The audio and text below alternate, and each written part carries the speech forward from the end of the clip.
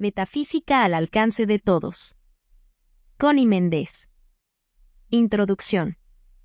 El presente librito está escrito en lo que esta autora llama palabras de a centavo, o sea, en los términos más sencillos, para que sea comprensible al que necesita conocer la verdad de Dios y que no tiene conocimientos, y para poder digerir los textos de psicología y metafísica, tal como están escritos en castellano. Cada vez que oímos o leemos algo nuevo, desconocido para nosotros, se despiertan células que estaban dormidas en nuestro cerebro.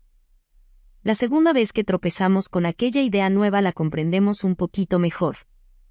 Las células despiertas comienzan a trabajar la idea, y al poco tiempo se hace la luz en nuestra mente, o sea, que aceptamos la idea, la adoptamos y la ponemos en práctica automáticamente.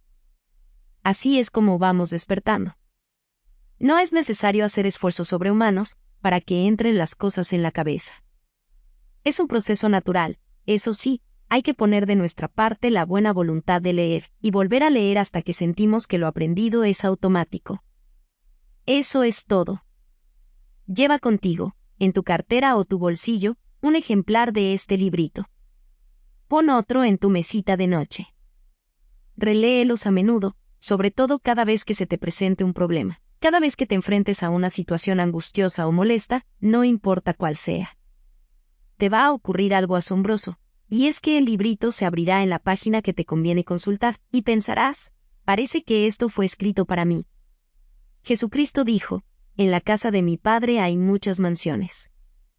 La metafísica es una de estas mansiones, o sea, el estudio de las leyes mentales y espirituales. No entra en el espiritismo, aunque este último es también una mansión en la casa del Padre. Que esta obra te traiga toda la paz y la prosperidad que ha traído a otros. Cristianismo dinámico. Capítulo 1. Antes de emprender cualquier oficio que sea, el candidato que lo va a desempeñar recibe instrucciones o estudia la técnica del mismo. Sin embargo, hay uno que emprende su cometido totalmente a ciegas, sin instrucciones, sin técnica, sin brújula, compás o diseño, y sin nociones de lo que va a encontrar. Es el ser humano, que es lanzado a la tarea de vivir. Sin saber siquiera qué es la vida, sin saber por qué algunas vidas transcurren en medio de la opulencia y las satisfacciones, mientras otras las pasan en la miseria y el sufrimiento. Unas se inician con todas las ventajas que pueda idear el afecto, y sin embargo, las persigue un atajo de calamidades, y el ser humano se debate en conjeturas, todas erradas, y llega el día de su muerte sin que él haya adivinado, siquiera, la verdad respecto a todo esto. Aprende la gran verdad, lo que tú piensas se manifiesta. Los pensamientos son cosas. Es tu actitud la que determina todo lo que te sucede. Tu propio concepto es lo que tú ves, no solamente en tu cuerpo y en tu carácter, sino en lo exterior, en tus condiciones de vida, en lo material, sí, tal como lo oyes. Los pensamientos son cosas. Si tú tienes costumbre de pensar que eres de constitución saludable, hagas lo que hagas, siempre serás saludable. Pero cuando cambias tu manera de pensar, te dejas infundir por el temor de las enfermedades y comienzas a enfermarte. Pierdes la salud. Si naciste en la riqueza, es posible que siempre seas rico, a menos que alguien te convenza de que existe el destino y comiences a creer que el tuyo puede cambiar de acuerdo con los golpes y reveses, porque así lo estás creyendo. Tu vida, lo que te ocurre, obedece a tus creencias y a lo que expreses en palabras. Es una ley, un principio. ¿Sabes lo que es un principio? Es una ley invariable que no falla jamás. Esta ley se llama el principio de mentalismo. Si en tu mente radica la idea de que los accidentes nos acechan a cada paso, si crees que los achaques de la vejez son inevitables, si estás convencido de tu mala o buena suerte, lo que quiera que tú esperes, bueno o malo, esa es la condición que verás manifestarse en tu vida y en todo lo que haces. Ese es el porqué de lo que te ocurre. Jamás está consciente de las ideas que llenan nuestra mente. Ellas se van formando de acuerdo con lo que nos enseñan o lo que oímos decir. Como casi todo el mundo es ignorante de las leyes que gobiernan la vida, las leyes llamadas de la creación, casi todos pasamos nuestra vida fabricándonos condiciones contrarias, viendo tornarse malo aquello que prometía ser tan bueno, tanteando, como quien dice, a ciegas, sin brújula, timón, ni compás, achacándole nuestros males a la vida misma, y aprendiendo a fuerza de golpes y porrazos, o atribuyendo celos a la voluntad de Dios. Con lo que hasta aquí has leído, te habrás dado cuenta que el ser humano no es lo que te han hecho creer, o sea, un corcho en medio de una tempestad, batido aquí y allá según las olas. Nada de eso. Su vida, su mundo, sus circunstancias, todo lo que él es, todo lo que le ocurre son creaciones de él mismo y de nadie más. Él es el rey de su imperio y si su opinión es, precisamente, que él no es sino un corcho en medio de una tempestad, pues así será. Él lo ha creído y permitido. Nacer con libre albedrío significa haber sido creado con el derecho individual de escoger. ¿Escoger qué? El pensar negativa o positivamente. Pesimista u optimista. Pensando lo feo y lo malo, que produce lo feo y lo malo, o pensando lo bueno y bello, que produce lo bueno y bello en lo exterior o interior. La metafísica siempre ha enseñado que lo que pensamos a menudo pasa al subconsciente y se establece allí, actuando como reflejo. La psicología moderna, al fin, lo ha descubierto. Cuando el ser humano se ve envuelto en los efectos de su ignorancia, o sea que se ha producido él mismo una calamidad, se vuelve hacia Dios y le suplica que lo libere del sufrimiento. El hombre ve que Dios le atiende a veces, y que otras veces, inexplicablemente, no atiende. En este último caso es cuando sus familiares lo consuelan diciéndole que hay que resignarse ante la voluntad de Dios. Es decir, que todos dan por sentado que la voluntad del Creador es mala. Pero al mismo tiempo, la religión enseña que Dios es nuestro Padre. Un Padre de todo amor, bondad, misericordia. Todo sabiduría y eterno. ¿Estás viendo cómo no concuerdan estas dos teorías? ¿Te parece sentido común que un Padre todo amor, e infinitamente sabio, pueda sentir y expresar mala voluntad hacia sus hijos? Nosotros, padres y madres mortales, no seríamos jamás capaces de atribular a ningún hijo con los crímenes que le atribuimos a Dios. Nosotros no seríamos capaces de condenar a fuego eterno a una criatura nuestra, por una falta natural de su condición mortal, y consideramos que Dios sí es capaz. Es decir, que sin que nos demos cuenta de ello, le estamos atribuyendo a Dios una naturaleza de magnate caprichoso, vengativo, lleno de mala voluntad, pendiente de nuestra menor infracción para aplicarnos castigos fuera de toda proporción. Es natural pensar así cuando nacimos, vivimos ignorando las reglas y las leyes básicas de la vida. Ya dijimos la razón de nuestras calamidades. Las producimos con el pensamiento. En esto es que somos imagen y semejanza del Creador, somos creadores. Los creadores, cada cual, de su propia manifestación. Ahora, ¿por qué es que Dios parece atender a veces, y otras no? La oración es el pensamiento más puro y más alto que se puede pensar. Es polarizar la mente en el grado más altamente positivo. Son vibraciones de luz que lanzamos cuando oramos, o sea, cuando pensamos en Dios. Esas vibraciones tienen que transformar instantáneamente, en perfecto y bello, todas las condiciones oscuras que nos rodean, como cuando se lleva una lámpara a una habitación que está en las tinieblas. Siempre que el que esté orando piense y crea que ese Dios a quien le pide es un Padre amoroso, que desea dar todo lo bueno a su Hijo. En ese caso, Dios siempre atiende. Pero como, por lo general, la humanidad tiene la costumbre de pedir así, ay, Papá Dios, sácame de este apuro, que yo sé que vas a pensar que no me conviene porque tú quieres imponerme esta prueba. En otras palabras, ya negó toda posibilidad de recibirlo.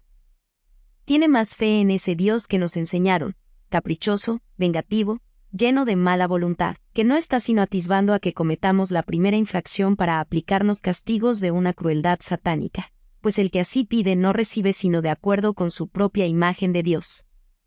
Es tan sencillo como te lo digo. Ahora no vuelvas a olvidar jamás que la voluntad de Dios para ti es el bien, la salud, la paz, la felicidad, el bienestar y todo lo bueno que Él ha creado.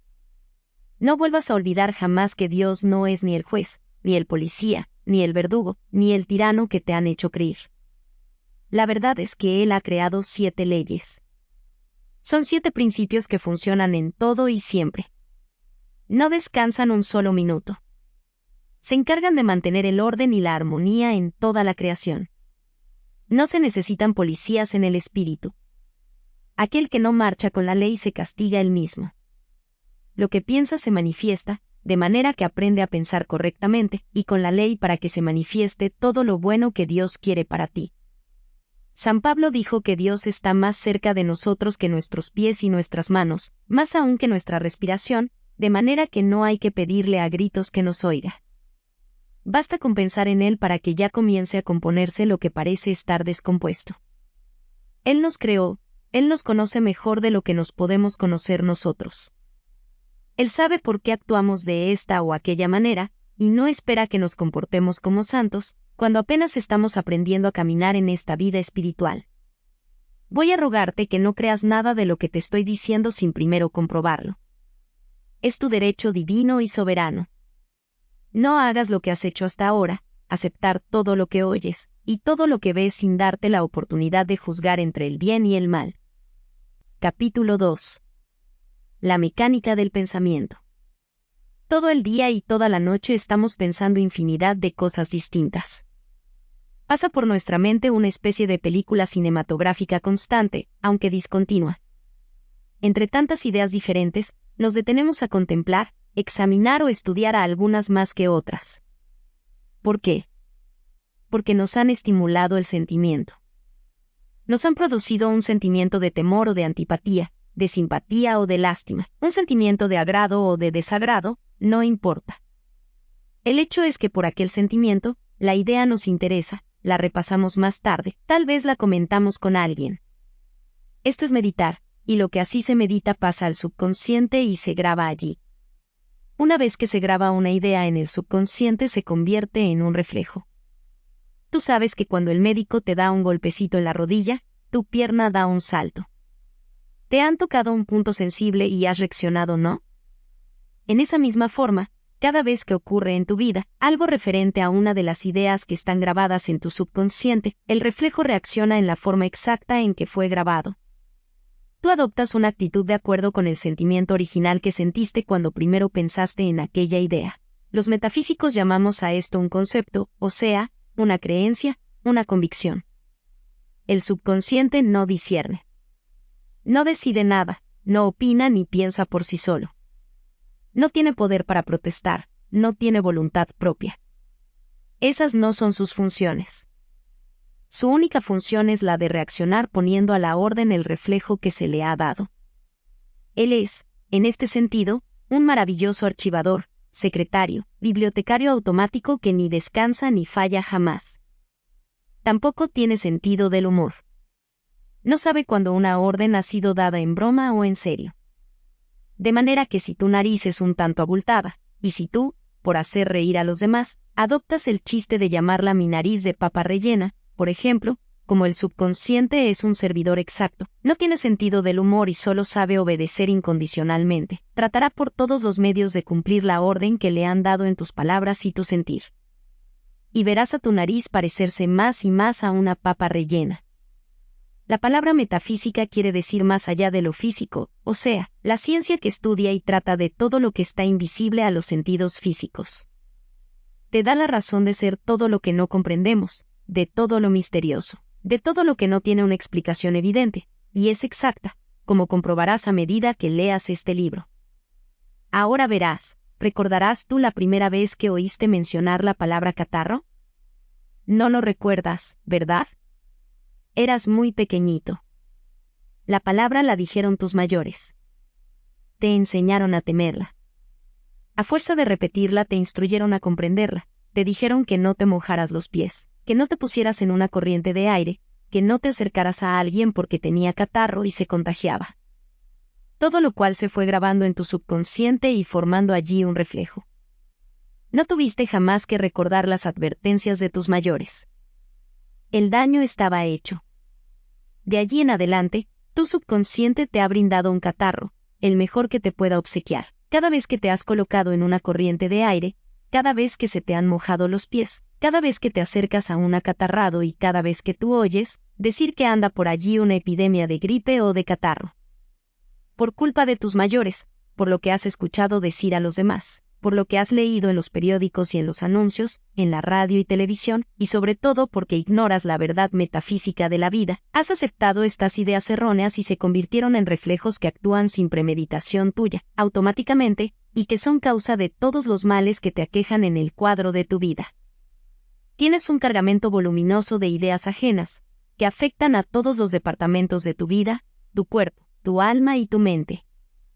Advierte que si no lo hubieras aceptado, si por el derecho que te da tu libre albedrío de escoger, aceptar y rechazar, no hubieras aceptado lo negativo, no hay germen ni virus ni poder en el mundo que hubiera podido atacar, ni convencer a tu subconsciente para que actuara de ninguna otra forma que aquella que tú le diste. Tu voluntad, negativa o positiva, es el imán que atrae hacia ti los gérmenes, las circunstancias adversas o las buenas.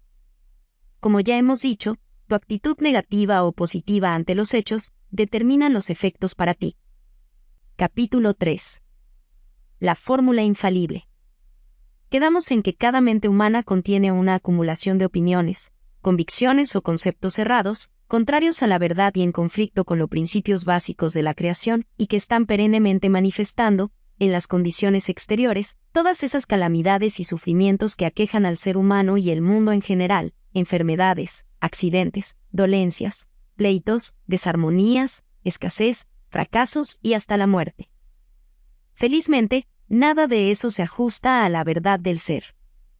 Existe la manera de borrar todas esas creencias falsas y de sustituirlas por correctas, que no solamente produzcan condiciones y circunstancias positivas, buenas, felices, correctas, sino que, una vez corregido el error y establecida la verdad en el subconsciente, nunca más podrán volver a suceder cosas negativas en nuestras vidas.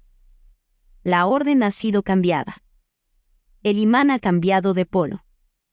Es imposible atraer algo que no encuentre ya su correspondencia en nosotros.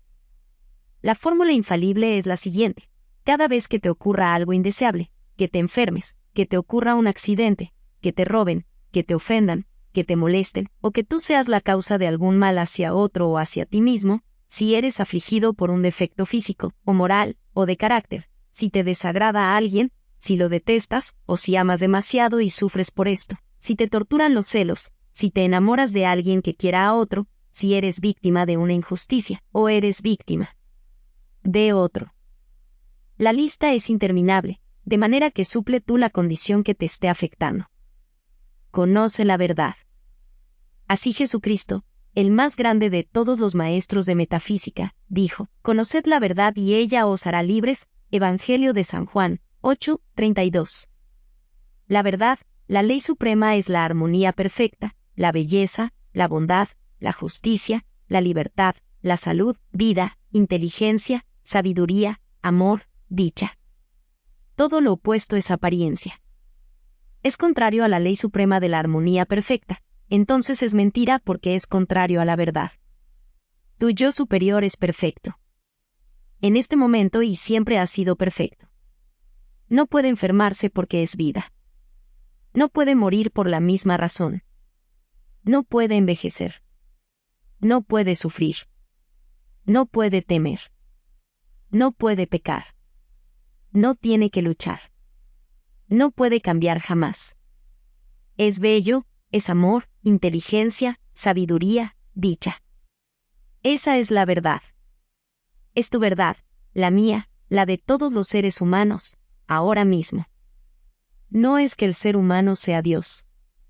Así como una gota de agua de mar no es el mar. Pero contiene todo lo que forma y contiene el mar, en un grado infinitesimal, y para un átomo, esa gota de agua es un mar. Cualquier cosa que estés manifestando, que te esté ocurriendo contraria a la armonía perfecta, o que tú mismo estés haciendo o sufriendo contraria a la armonía perfecta, se debe a una creencia errada que tú creaste, ya lo sabes, y que por reflejo estás lanzando hacia afuera y atrayendo su igual, del exterior. No tiene nada que ver con tu yo superior. Este continúa perfecto. Sus condiciones y su situación son perfectas.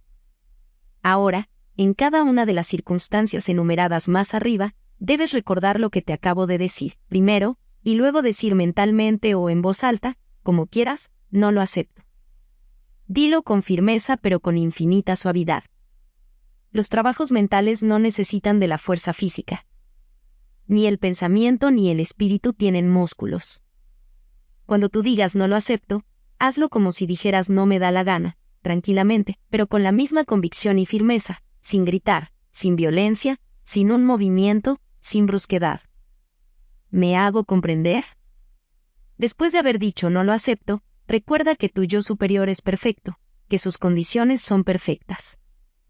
Ahora declaro que la verdad de este problema es armonía, amor, inteligencia, justicia, abundancia, vida, salud, cualquier cosa que sea lo opuesto a la condición negativa que se esté manifestando en ese momento. Gracias, Padre, que me has oído. No tienes por qué creer ciegamente lo que estás leyendo. Debes comprobarlo por ti mismo. En el lenguaje metafísico esto se llama un tratamiento. Después de todo tratamiento hay que conservar la actitud que se ha declarado. No se puede uno permitir que entre la duda respecto a la eficacia del tratamiento, ni se puede volver a expresar en palabras los conceptos, opiniones y creencias de antes, porque se destruye. El propósito es el de transformar el patrón mental que ha estado dominando el subconsciente, o sea, el clima mental en que has estado viviendo, con toda su serie de circunstancias negativas. San Pablo dijo, sois transformados por la renovación de vuestra mente, Romanos 12:2. Esta renovación se hace cambiando cada creencia antigua, a medida que vayan presentándose ante nuestra vida, o a nuestra conciencia, en conocimiento de acuerdo con la verdad. Hay convicciones que están tan arraigadas que son lo que se llama en el lenguaje metafísico, cristalizaciones. Estas requieren más trabajos que otras. Pero cada negación y afirmación que se haga respecto a estas cristalizaciones, va borrando el diseño original, hasta que desaparece totalmente y no queda sino la verdad. Verás los milagros que ocurren en tu vida, en tu ambiente y en tus condiciones. Tú no tienes defectos sino apariencia de defectos.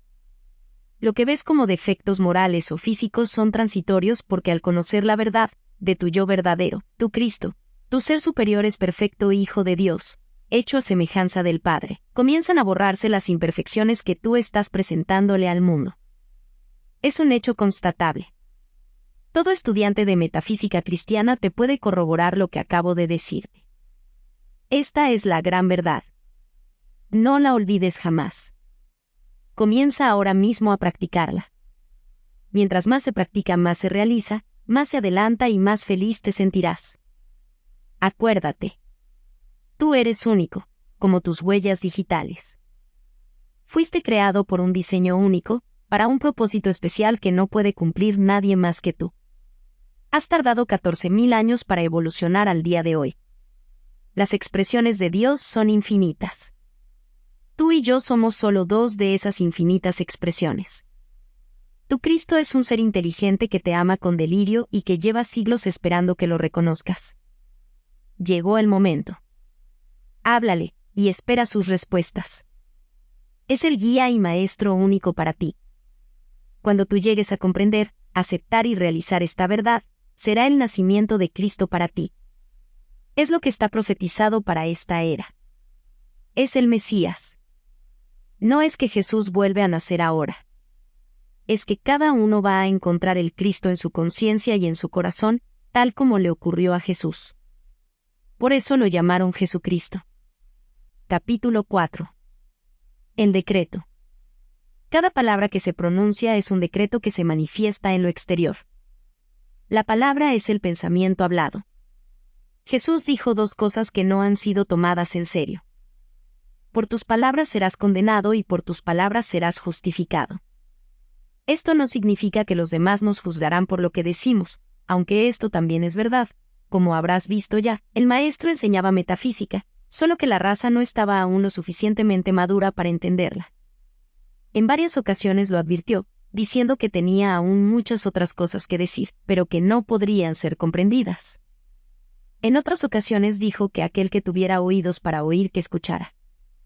La segunda referencia que hizo al poder de la palabra fue, no es lo que entra por su boca lo que contamina al hombre, sino lo que de su boca sale, porque lo que de la boca sale, del corazón procede. Más claro no se puede expresar. Te propongo que pongas atención a todo lo que decretas en un solo día. Vamos a recordártelo. Los negocios están malísimos. Las cosas andan muy malas. La juventud está perdida. El tráfico está imposible. El servicio está insoportable. No se consigue servicio. No dejes eso ahí porque te lo van a robar. Los ladrones están asaltando en todas las esquinas. Tengo miedo de salir. Mira que te vas a caer. Cuidado que te matas. Te va a pisar un carro. Vas a romper eso. Tengo muy mala suerte. No puedo comer eso, me hace daño. Mi mala memoria. Mi alergia. Mi dolor de cabeza. Mi reumatismo. Mi mala digestión. Ese es un bandido. Esa es una desgraciada. Tenía que ser, cuando no. No te sorprendas ni te quejes si al expresarlo lo ves ocurrir. Lo has decretado. Has dado una orden que tiene que ser cumplida. Ahora recuerda y no olvides jamás, cada palabra que pronuncias es un decreto. Positivo o negativo. Si es positivo se te manifiesta en bien. Si es negativo se te manifiesta en mal. Si es contra el prójimo es lo mismo que si lo estuvieras decretando contra ti. Se te devuelve. Si es bondadoso y comprensivo hacia el prójimo, recibirás bondad y comprensión de los demás hacia ti. Y cuando te suceda algo molesto, negativo, desagradable, no digas, pero si yo no estaba pensando ni temiendo que me fuera a suceder esto. Ten la sinceridad y la humildad de tratar de recordar en cuáles términos te expresaste de algún prójimo. ¿En qué momento saltó de tu corazón un concepto viejísimo, arraigado allí, que tal vez no es sino una costumbre social, como la generalidad de esas citadas más arriba, y que tú realmente no tienes deseos de seguir usando? Como el sentimiento que acompaña a un pensamiento, es lo que lo graba más firmemente en el subconsciente. El Maestro Jesús, que jamás empleó palabras superfluas, lo expresó muy bien al decir, lo que de la boca sale, del corazón procede, y esto nos da la clave inequívoca. El primer sentimiento que nos enseñan es el temor.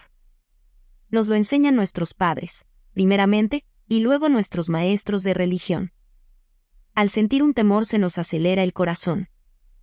Solemos decir por poco se me sale el corazón por la boca, para demostrar el grado de temor que sentimos en un momento dado. El temor es lo que está por detrás de todas las frases negativas que te he citado más arriba. San Pablo dijo, somos transformados por la renovación de nuestras mentes.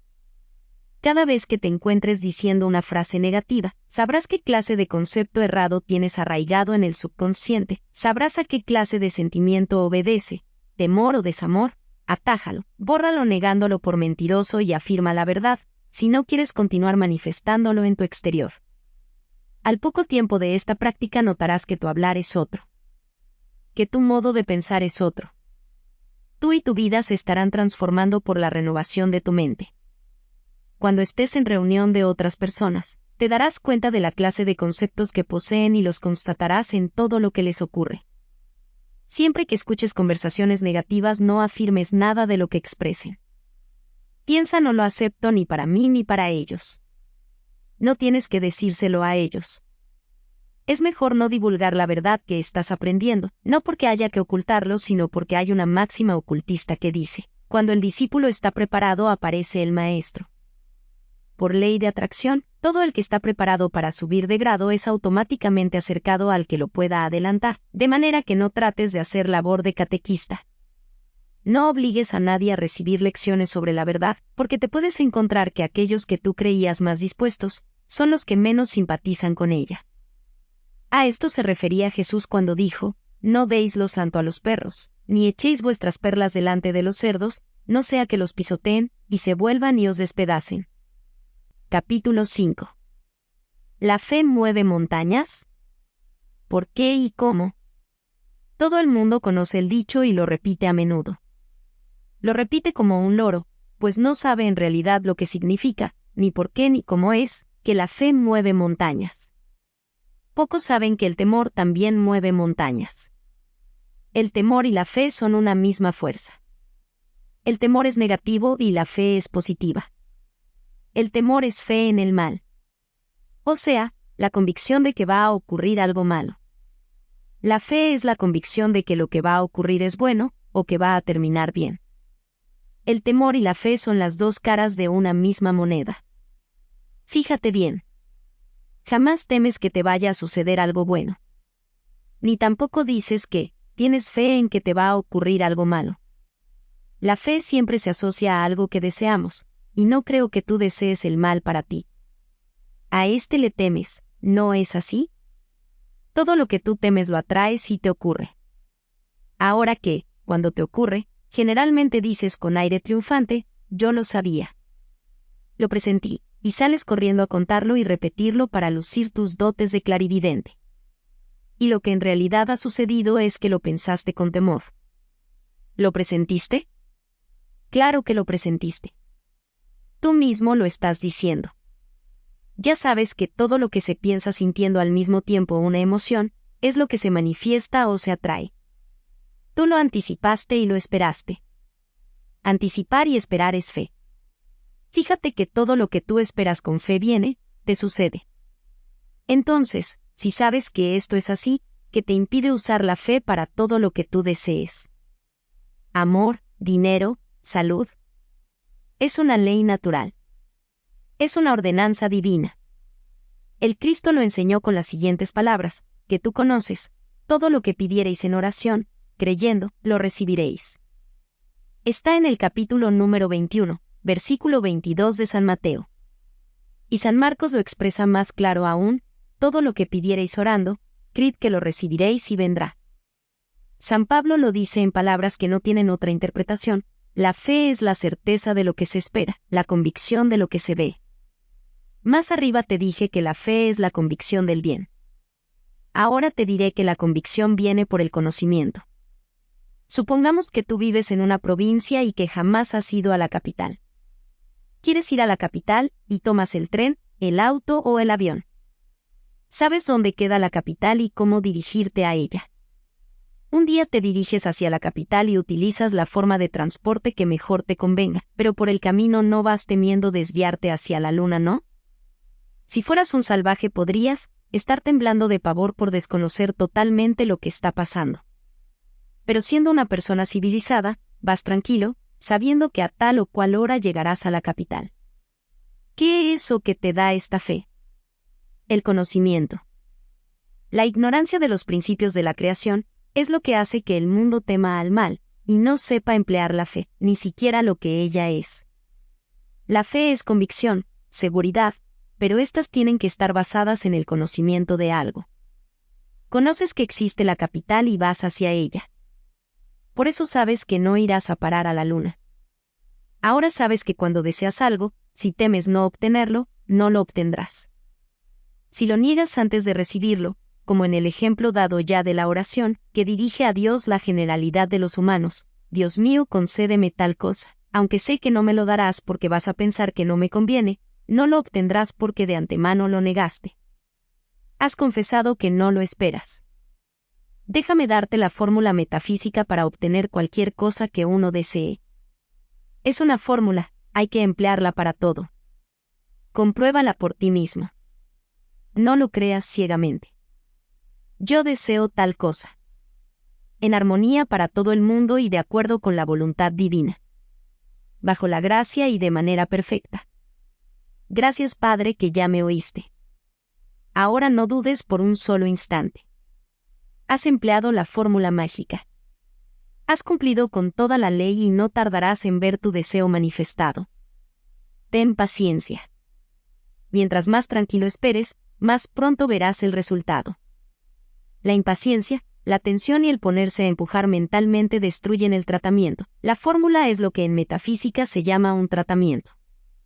Para que conozcas lo que has hecho al repetir la fórmula, te voy a explicar el proceso detalladamente. Al decir, en armonía para todo el mundo, has eliminado todo peligro de que tu conveniencia perjudique a otro, como tampoco se te hace posible desear un mal para otro. Al decir, de acuerdo con la voluntad divina, si lo que tú deseas es menos que perfecto para ti, verás suceder algo mucho mejor de lo que tú esperabas. En este caso, significa que lo que estabas deseando no lo ibas a encontrar suficiente, o no te iba a resultar tan bueno como tú pensabas. La voluntad de Dios es perfecta. Al tú decir bajo la gracia y de manera perfecta, encierra un secreto maravilloso. pero déjame darte un ejemplo de lo que ocurre cuando no se sabe pedir bajo la gracia y perfección.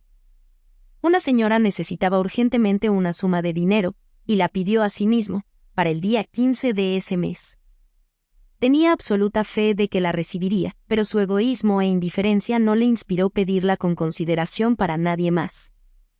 Al día siguiente un automóvil atropelló a su hija, y el día 15 del mes recibió la suma exacta que ella había pedido. Se la pagó la compañía de seguros por el accidente de su hija. Ella trabajó contra la ley y contra ella misma. Pedir bajo la gracia y de manera perfecta es trabajar con la ley espiritual. La ley de Dios que se manifiesta siempre en el plano espiritual. Allí, en el plano espiritual, todo es perfecto, sin obstáculos, sin inconvenientes, sin tropiezos ni daños para alguno, sin luchas ni esfuerzos, suave, todo con gran amor, y esa es nuestra verdad. Esa es la verdad que al ser conocida nos hace libres. Gracias Padre que ya me oíste, es la expresión más alta de fe que podamos albergar. Jesús la enseñó y la aplicaba en todo, desde antes de partir el pan con que alimentó a 5,000, hasta para decir cómo transformar el vino en su sangre, dando gracias al Padre antes de ver la manifestación. Como irás viendo, todo lo que enseñó Jesús fue metafísico. Todo lo que tú desees, todo lo que vayas necesitando lo puedes manifestar. El Padre todo lo ha previsto ya, todo lo ha dado ya, pero hay que irlo pidiendo a medida que se sienta la necesidad. Solo tienes que recordar que no puedes pedir mal para otro porque se te devuelve a ti, y todo lo que pidas para ti debes pedirlo también para toda la humanidad porque todos somos hijos del mismo Padre. Por ejemplo, pide grande. El Padre es muy rico y no le gusta la mezquindad. No digas ay, papá Dios, dame una casita. Solo te pido una casita, aunque sea pequeña, cuando la realidad es que tú necesitas una casa muy grande porque tu familia es numerosa. No recibirás sino lo que pides. Pide así, Padre, dame a mí y a toda la humanidad, todas las maravillas de tu reino y ahora haz tu lista. Para ir fortificando la fe, haz una lista de cosas que deseas o que necesitas.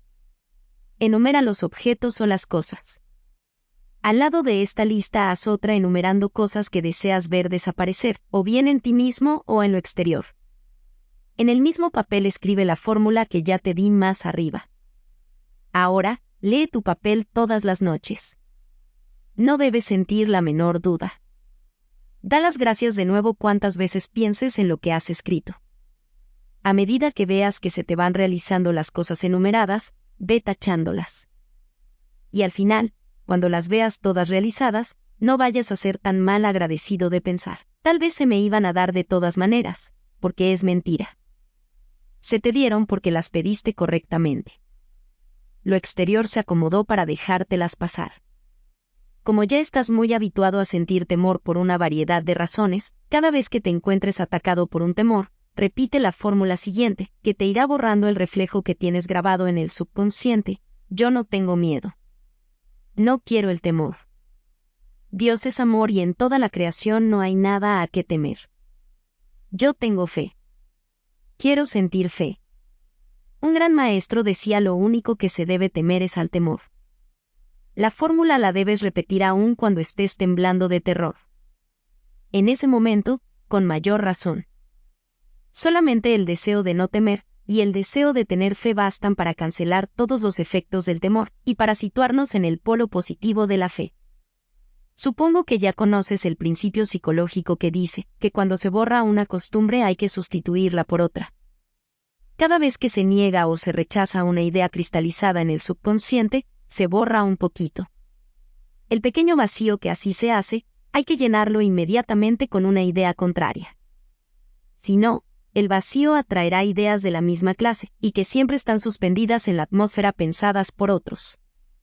Poco a poco irás viendo que tus temores desaparecen, si es que tienes la voluntad de ser constante, repitiendo la fórmula en todas las circunstancias que se vayan presentando. Poco a poco irás viendo que únicamente te sucederán las cosas como tú las deseas. Por sus frutos los conoceréis, dijo Jesús. Este gran instrumento, el poder del decreto, se presenta a nuestra atención en aquella extraordinaria historia de la creación que encontramos en los 2 primeros capítulos del Génesis en la Biblia. Yo sugiero que tomes tiempo ahora para leer este maravilloso relato. Mientras lees te darás cuenta que el hombre, esto quiere decir tú y yo, no fue creado para ser la pieza de juego de las circunstancias, la víctima de las condiciones, o un títere movido de un lado para otro por poderes fuera de su dominio. En lugar de esto encontramos que el hombre ocupa el pináculo de la creación, que, lejos de ser lo más insignificante del universo, es, por la misma naturaleza de los poderes que le ha dado su Creador, la suprema autoridad designada por Dios para regir la tierra y toda cosa creada. El hombre está dotado de los poderes mismos del Creador porque es, hecho a su imagen y según su semejanza. El hombre es el instrumento por medio del cual la sabiduría, el amor, la vida y el poder del Creador Espíritu se expresa en plenitud. Dios situó al hombre en un universo respondedor y obediente, incluyendo su cuerpo, sus asuntos, su ambiente, y que no tiene otra alternativa que llevar a efecto los edictos o decretos de su suprema autoridad. El poder de decretar es absoluto en el hombre, el dominio que Dios le dio, irrevocable. Y aunque la naturaleza básica del universo es buena en la evaluación del Creador, puede aparecer ante el hombre solamente como él decreta que aparezca. Vemos que mientras el hombre fue obediente a su Creador, mantuvo su poder de pensar y hacer decretos a tono con el espíritu del bien que es la estructura de la creación, vivió en un universo de bien, un jardín del Edén. Pero cuando el hombre cayó, al comer del árbol del conocimiento y usar sus poderes en el bien y en el mal, lo que como agente libre podía hacer, inmediatamente encontró sudor y cardos mezclados con su pan de cada día. Desde la caída, el hombre se ha atareado declarando su mundo bueno o malo, y sus experiencias han sido de acuerdo con sus decretos. Esto demuestra evidentemente cómo responde el universo, y cuán completos y de largo alcance son el dominio y la autoridad del hombre. Capítulo 6. Amor. Solo te falta este capítulo para terminar de conocer el primer principio de la creación, el principio de mentalismo cuyo lema es, todo es mente. Jesucristo dijo sois dioses. Evangelio de San Juan, capítulo 10-34. Así como la creación, toda ella, fue un pensamiento manifestado, así el hombre, que es un Dios en potencia, crea con el pensamiento todo lo que él ve manifestado a igualdad y semejanza de su Creador. Esto ya lo aprendiste. También has aprendido la mecánica de esta creación mental, el carácter, positivo o negativo, de lo creado, la fuerza, fe o temor, que determina el carácter, la manera de cambiar el aspecto exterior de lo que hayas creado negando y afirmando, el poder de la palabra, que es el pensamiento hablado, y que por lo tanto confirma las órdenes que has dado con tus pensamientos, y finalmente la fórmula infalible para crear, manifestar y obtener lo mejor, lo más alto, lo perfecto, conociendo la verdad. En acatamiento a la ordenanza del Maestro Jesús.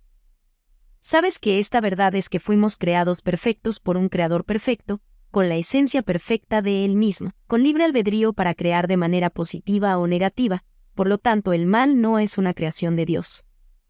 No tiene ningún poder frente a la verdad, que desaparece al sustituir el pensamiento y la palabra positiva. Jesús dijo, no resistáis al mal, San Mateo 5:39, o sea, que domináramos el mal con el bien. La verdad única es el bien. De ahora en adelante, no podrás volver a culpar a nadie de lo que te ocurra. Tendrás que mirarte frente a frente y preguntarte, ¿cómo fue mi clima mental en esta circunstancia? ¿Fue positivo o negativo? ¿He sentido fe o temor? ¿Qué especie de decretos he lanzado con mis palabras? Por sus frutos los conoceréis. Tendrás que sincerarte y contestar la verdad. ¿Te complace lo que estás viendo o te desagrada? Tú dirás. Ahora, en metafísica cristiana decimos que Dios tiene 7 aspectos: amor, verdad, vida, inteligencia, alma, espíritu y principio.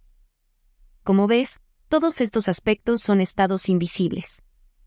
No los podemos ver ni tocar. Sentimos y apreciamos sus efectos. Existen, actúan, son reales, son cosas y ninguno se puede negar. Al amor se le llama el carácter de Dios, el primer aspecto de Dios, la fuerza más potente de todas las fuerzas y la más sensible. Pocas personas saben lo que es realmente el amor. La mayoría cree que es aquello que se siente hacia los padres, los hijos, los esposos, los enamorados, etc. Afecto, cariño, atracción, antipatía y odio son todos diferentes grados de una misma cosa, la sensación. El amor es muy complejo y no se puede definir con una sola palabra, pero ya que en nuestro planeta se entiende por amor la sensación, y aunque esta no es sino, como quien dice, el bordecito exterior del amor, tratemos de acercar la sensación lo más que se pueda al amor, para comenzar a comprenderlo. El punto central en la escala que va desde el odio hasta el sentimiento que aquí llamamos amor, es la tolerancia y la buena voluntad. Parece una contradicción, pero cuando se ama, mucho o demasiado, faltan tolerancia y buena voluntad. Cuando se odia, faltan la tolerancia y la buena voluntad. O sea, que tanto el excesivo amor como el excesivo desamor son la negación de la tolerancia y la buena voluntad. Jesús dijo, paz a los hombres de buena voluntad. Lo cual implica que lo que pase de allí no trae paz. La paz está en el centro, el perfecto equilibrio, ni más ni de menos, en todo. Todos los excesos, aún el exceso de bien, exceso de dinero, de amor, de caridad, de oración, de sacrificio, desequilibran el peso de la balanza, llevan más hacia uno de los lados, y quitan la paz. Cuando en el Génesis se dice, de todos los frutos del paraíso podéis comer, salvo del fruto del árbol de la ciencia del bien y del mal, se refiere a eso precisamente. El tronco de árbol simboliza el centro, el equilibrio. Las ramas parten de ese centro, desprendiéndose hacia todos lados produciendo frutos. Algunos se manifiestan buenos, otros malos. Simbolizan los extremos. Verás pues que el fruto prohibido, que tanta tribulación ha causado en el mundo, no es otra cosa que los extremos. El exceso en todos los aspectos, pues Dios, que todo lo creó, declaró a toda su obra buena, léelo en Génesis, y solo menciona la palabra mal con respecto al exceso. Un paréntesis para recomendarte que leas y medites el capítulo de Eclesiastés que comienza, todo tiene su tiempo. La Biblia. Todo tiene su tiempo, y todo lo que se quiere debajo del cielo tiene su hora. Tiempo de nacer, y tiempo de morir, tiempo de plantar, y tiempo de arrancar lo plantado, tiempo de matar, y tiempo de curar, tiempo de destruir, y tiempo de edificar, tiempo de llorar, y tiempo de reír, tiempo de endechar, y tiempo de bailar, tiempo de esparcir piedras, y tiempo de juntar piedras, tiempo de abrazar, y tiempo de abstenerse de abrazar, tiempo de buscar, y tiempo de perder, tiempo de guardar, y tiempo de desechar, tiempo de romper, y tiempo de coser, tiempo de callar, y tiempo de hablar, tiempo de amar, y tiempo de aborrecer, tiempo de guerra, y tiempo de paz. ¿Qué provecho tiene el que trabaja de aquello en que se afana? Yo he visto el trabajo que Dios ha dado a los hijos de los hombres para que se ocupen en él. Todo lo hizo hermoso en su tiempo, y ha puesto eternidad en el corazón de ellos, sin que alcance el hombre a entender la obra que ha hecho Dios, desde el principio hasta el fin. Yo he conocido que no hay para ellos cosa mejor que alegrarse, y hacer el bien en su vida, y también que es don de Dios que todo hombre coma y beba, y goce el bien de toda su labor. He entendido que todo lo que Dios hace será perpetuo, sobre aquello no se añadirá, ni de ello se disminuirá, y lo hace Dios, para que delante de él teman los hombres. Aquello que fue, ya es, y lo que ha de ser, fue ya, y Dios restaura lo que pasó. Volvamos al amor. Aquellas madres que dicen amar tanto a sus hijos que no les permiten separarse del nido, ni casarse, ni actuar independientemente de ellas cuando ya son hombres y mujeres mayores de edad, no aman. Son egoístas y lo que sienten es deseo de posesión. Aquellas novias y esposas que sufren torturas de celos, igualmente. Esos tipos de amor no son otra cosa que exceso de sentimiento. Sobrepasan la medida y por lo tanto se van muy lejos de la tolerancia y la buena voluntad. Por lo general, el exceso de sentimiento prueba que hay falta de desarrollo de la inteligencia. Esto sin duda causará indignación en aquellas personas que se llenan la boca diciéndose muy sentimentales. A nadie le agrada que otro le descubra su falta de inteligencia, pero pueden comprobarlo. El exceso de emotividad, como todo exceso, es malo. Es prueba de que falta lo que le haga contrapeso. El exceso de calor, por ejemplo, se equilibra con igual cantidad de frío para llevarlo a ser soportable o desagradable. La inteligencia es fría. La emoción es cálida. Una gran capacidad emotiva es una cualidad magnífica y muy deseable, siempre que esté equilibrada con igual capacidad intelectual. Esto es lo que producen los grandes artistas. Pero el artista tiene su arte en que volcar toda su potencia emotiva. En cambio, la persona exageradamente emotiva y con poco desarrollo intelectual vuelca toda su pasión en los seres humanos que la rodean, pretende atarlos y que cumplan su antojo. El remedio para la excesiva emotividad es pensar y reflexionar mucho, sobre todo ponerse a meditar. Durante un rato y diariamente, en la inteligencia. Comenzando por preguntarse qué cosa es la inteligencia. Continuando por pensar en que todo contiene inteligencia en el universo, las plantas, los animales, etc. Y terminando por afirmar, yo soy inteligente, con la inteligencia de Dios mismo, ya que soy creado de la esencia misma del Creador, por la inteligencia, con la inteligencia y de la inteligencia de Dios. A los pocos días de repetir este tratamiento se notará ya un cambio en la elasticidad y la penetración mental, y con solo una semana del ejercicio, se aprecia la transformación en la forma de amar a los demás, una serenidad y una generosidad peculiar que uno nunca se hubiera creído capaz de expresar. Al mismo tiempo se nota un cambio total en los demás hacia uno mismo. Esto se debe a que somos individuos, o sea, indivisibles, y lo que afecta a uno afecta a todos. El escalón que subas tu ayuda a toda la raza. Ahora pasaremos a tratar sobre el enemigo número 1 de toda la humanidad, el resentimiento y el rencor, por no decir el odio. Casi no hay seres humanos que estén exentos de resentimientos, sin saber que esto amarga la vida entera, influencia en mal toda manifestación y es causa de todas las decepciones que sufrimos, aun cuando se aprende a negar y afirmar, a conocer la verdad, a vigilar y corregir los pensamientos y las palabras. Un solo resentimiento, un rencor grabado en el subconsciente y en el alma actúan como una fuentecita de hiel emanando su gota de amargura, tiñéndolo todo y contrariando sorpresivamente a nuestros mayores anhelos. Nada, ni la demostración más perfecta, puede perdurar mientras exista aquel foco infeccioso malogrando nuestro propio ser. La Biblia, las iglesias, las religiones se cansan de abogar por el perdón y el amor hacia los enemigos, y todo es en vano, mientras no enseñen la forma práctica de imponernos el perdón hacia los que nos hieren. Muchos escucha decir yo perdono, pero no puedo olvidar. Mentira. Mientras uno recuerde un daño, no lo ha perdonado. Vamos a dar la fórmula infalible para perdonar y olvidar al mismo tiempo, para nuestra propia conveniencia, ya que esto nos establece en el punto central del equilibrio, el de la tolerancia, la buena voluntad y siendo este esfuerzo amor. San Juan, el apóstol del amor dice, el amor es el cumplimiento de la ley. Cumplir con la ley del amor es cumplir con todas las leyes. Es estar con Dios, es ser dichosos, satisfechos y completos en todas nuestras manifestaciones. Mi maestro decía, el hombre que ama bien es el hombre más poderoso del mundo. Y aquí la receta para amar bien, cada vez que sientas algo desagradable hacia otro, o bien que te encuentres resintiendo algo que te hayan hecho, o que te reconozcas un franco rencor o un deseo de venganza, ponte deliberadamente a recordar, no es tratar de olvidarlo de ahora, es a recordar todo lo bueno que conoces de aquella persona. Trata de revivir los ratos agradables que gozaste en su compañía, en tiempos pasados, anteriormente al momento en que te hirió. Insiste en rememorar lo bueno, sus buenas cualidades, la forma en que pensabas de él.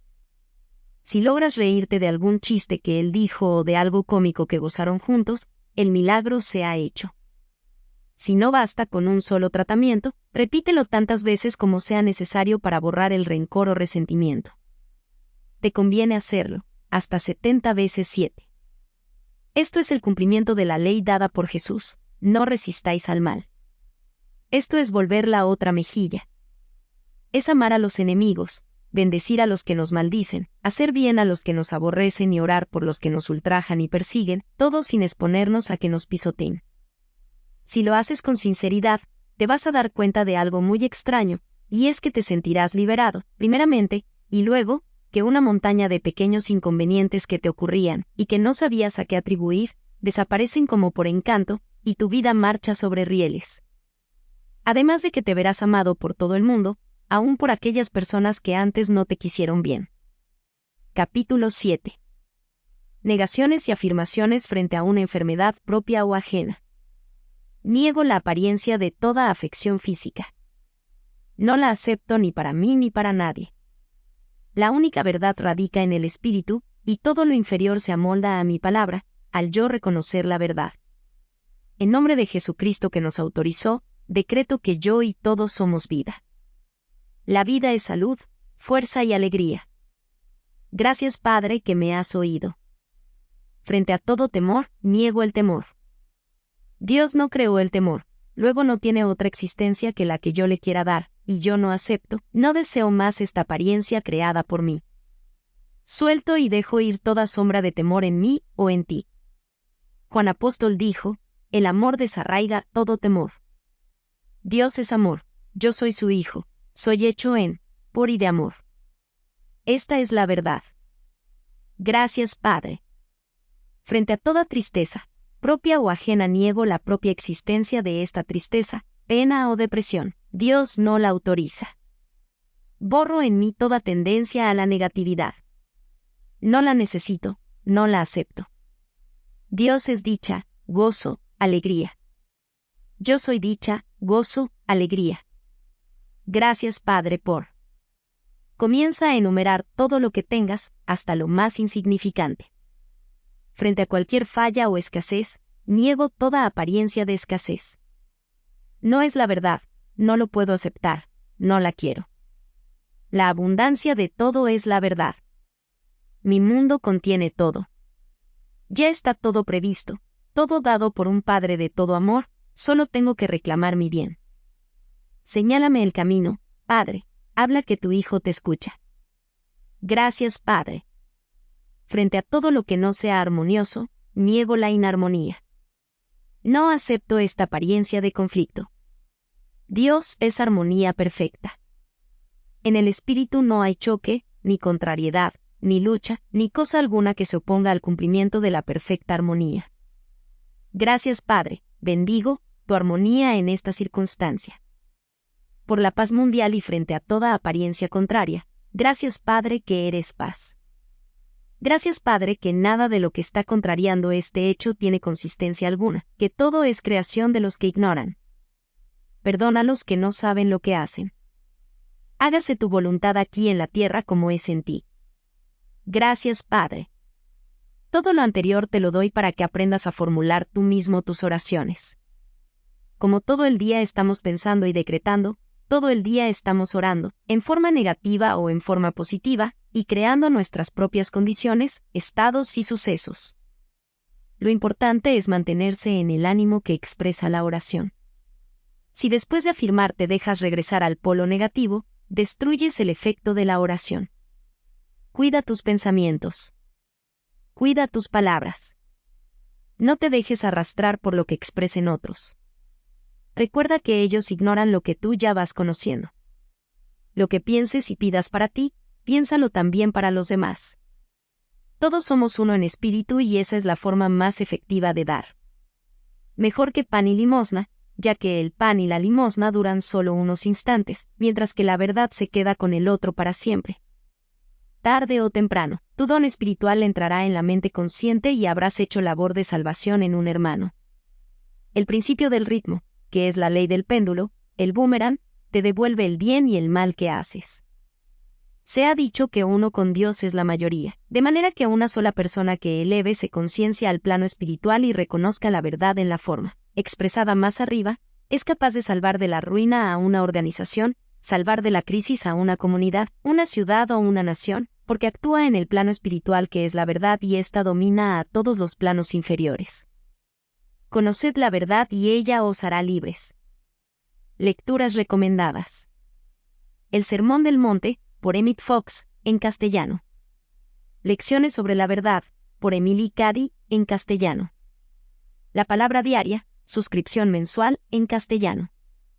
El Kybalión, los tres iniciados, editorial Kier, Buenos Aires.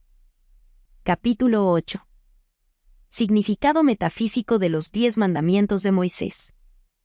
Parece ser que aún no se ha podido comprobar si Moisés era lo que dice la Biblia, o si era realmente el hijo de una princesa egipcia, hermana de Ramsés II. Su nombre significa extraído de las aguas, en el simbolismo bíblico, y como en la Biblia, en gran parte está formada por relatos simbólicos, destinados a proteger la gran verdad contra las interpretaciones erróneas de aquellos que no tengan la madurez necesaria para ponerla en práctica. Es muy posible que todo el relato bíblico, respecto a su nacimiento hebreo y su adopción por la princesa, sea también simbólico y no histórico. En todo caso, la verdad de su procedencia no afecta a lo que él enseñó. Moisés sí fue un gran iluminado, un gran maestro de la verdad metafísica, que no solamente liberó al pueblo hebreo de la esclavitud y las condiciones infrahumanas en que se hallaban, sino que también enseñó a muchas tribus errantes que se fueron agregando a su grupo en el desierto, y por esta razón fue que tantas razas distintas, descendientes de aquellas tribus, adquirieron el culto monoteísta, conservándolo hasta hoy. Tal mezcla de gentes, algunos totalmente primitivos, que no sabían respetar lo ajeno, que mataban a otro porque les molestaba, que dejaban perecer de hambre a los ancianos porque les representaban, cada uno, una boca más, para quienes una mujer no era sino una hembra perteneciente a todos, y otros no tan primitivos, como los judíos que habían vivido esclavos de los egipcios, pero no habían conocido otra cosa que el trabajo de sol a sol, sin tregua ni descanso, y con convivencia con los idólatras. Habían adoptado estas creencias y olvidado el culto de sus antepasados. Obligó a Moisés a formular un código de leyes, simple, escueto, al nivel mental de todos, expresadas en lenguaje casi infantil pero con castigos durísimos por cada infracción, y basadas en la amenaza y el terror, ya que esta es la única forma de domar a una bestia salvaje. Moisés había sido educado en el templo de Heliópolis, que era una gran universidad.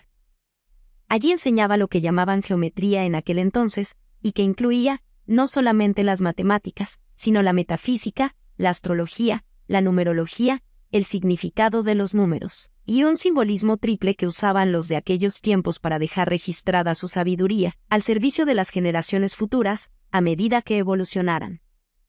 El primer aspecto de esta simbología era sencillo, se refiere a la vida y al mundo de los humanos. El segundo aspecto es la metafísica. Trata la misma condición pero en el plano mental. El tercer aspecto es jeroglífico, y trata el mismo asunto en el plano espiritual, y este último aspecto es tan profundo, que dice no ser inteligible sino para los espíritus puros. Y aquí está nuestra primera exposición, del principio de correspondencia que dice, como es arriba es abajo, como es abajo es arriba. Abajo significa, en el plano material, en las condiciones humanas, en lo visible. Arriba se refiere a lo invisible, a lo mental y por supuesto a lo abstracto o espiritual. Lo que dice el principio de correspondencia es que todas las leyes actúan en todos los planos, y que las condiciones en un plano se repiten en el plano superior como también en el plano inferior. Esto lo irás viendo claro de aquí en adelante. Así elaboró Moisés sus 10 mandamientos, o Sefer Bereshit, como se llama este código de leyes en idioma hebreo, para que la humanidad a medida que fuera evolucionando y despertando, se fuera iniciando en la enseñanza superior, y la siguiente interpretación no es un invento de ningún hombre. Fue dejada en claves conocidas por los maestros, pero mantenidas ocultas a través de estos milenios. Como verás luego, ya la humanidad aprendió la primera lección, o sea, que aprendió a obedecer la ley en su primer aspecto. La mayoría es adulta mental y moralmente. Hay un gran sector de la humanidad que ya está protestando en su interior, por las contradicciones que hay entre el dogma y el sentido común, y esta es la señal que indica el momento de dar el paso hacia adelante. La mayoría, pues, comienza a razonar en escala alta. En síntesis, los 10 mandamientos dicen, 1. No hay sino un Dios. 2. No fabricarás imágenes, no las adorarás ni les rendirás culto. 3. No tomarás en vano el nombre del Señor tu Dios. 4. Acuérdate de santificar el día séptimo. 5. Honra a tu padre y a tu madre. 6. No matarás. 7. No cometerás adulterio. 8. No hurtarás. 9. No levantarás falso testimonio. 10. No codiciarás. Este grupo de leyes se divide en 2 grupos. 8 mandamientos que aparentan ser prohibiciones y comienzan con la palabra no. Estos son los número 1, 2, 3, 6, 7, 8, 9 y 10. Los números 4 y 5 son recomendaciones. A primera vista, el ser humano que aún no ha aprendido a razonar en el plano mental y espiritual, los entiende como prohibiciones o normas de conducta. Esto era necesario para que la gran mayoría de la humanidad recibiera la noticia y luego se acostumbrara a no matar, no robar, no mentir, no codiciar, a pensar en el prójimo y a la idea de un solo Dios. En tiempos de Moisés, la población del mundo se hallaba reducida a un número y a un sector de la tierra relativamente muy pequeño. Sin embargo, en esa área y ese número pequeño, la gran mayoría era totalmente ignorante, y el resto menos ignorante solo contaba con algunos adelantados o educados. A la gran masa humana de hoy le ha costado tremendos golpes, individuales y colectivos, aprender a comportarse habitualmente de acuerdo con las reglas de ética asentadas por Moisés, y aún visto por encima, diríamos que no es así. Diríamos que la humanidad sigue matando, robando y mintiendo como si tal cosa, pero esto no es la verdad. No es verdad con respecto a la gran mayoría. La gran mayoría desea la libertad de adorar al Dios único como mejor le plazca. La gran mayoría ya no roba ni mata. La gran mayoría ama y cuida a sus ancianos, y finalmente, la tierra entera conoce y cumple la recomendación de descansar un día por semana, el domingo. Es la minoría la que rompe las leyes terrestres. Es una minoría muy reducida la que vive en las cárceles. Es la minoría la que desconoce a Dios, y finalmente, si aún existen humanos que ignoran que hay una cosa llamada la ley, para castigar al que se comporte mal, esos son la gran excepción que comprueba el avance de la mayoría. Ha llegado, pues, el momento merecido ya por la gran mayoría, de dar el próximo paso adelante, o sea, de recibir y comprender el segundo aspecto de la trilogía simbólica ya mencionada, el que trata del plano mental, porque el tercer aspecto, el jeroglífico, no lo comprenderemos hasta que estemos limpios de todo error. Cuando se nos pueda catalogar de espíritus puros, o sea, cuando hayamos aprendido a amarnos los unos a los otros. Los 3 primeros mandamientos exponen el principio de mentalismo ya tratado, de manera que no los vamos a desentrañar sino al final, después de exponer lo que encierran los mandamientos número 6, 8, 9 y 10, o sea, no matarás, no hurtarás, no levantarás falsos testimonios y no codiciarás. Para empezar a poner en claro, el vocablo no tiene la misma intención de aquellos afiches, que nos colocan en puntos determinados de las ciudades y que dicen, no tirar basura, no pise el césped. Estos son actos que la ciudadanía puede cometer pero no debe, y así se lo ordena la autoridad. El no de los mandamientos significa no puedes por más que lo intentes. Que es inútil y absurdo que sigas creyendo que lo puedes hacer porque no lo lograrás.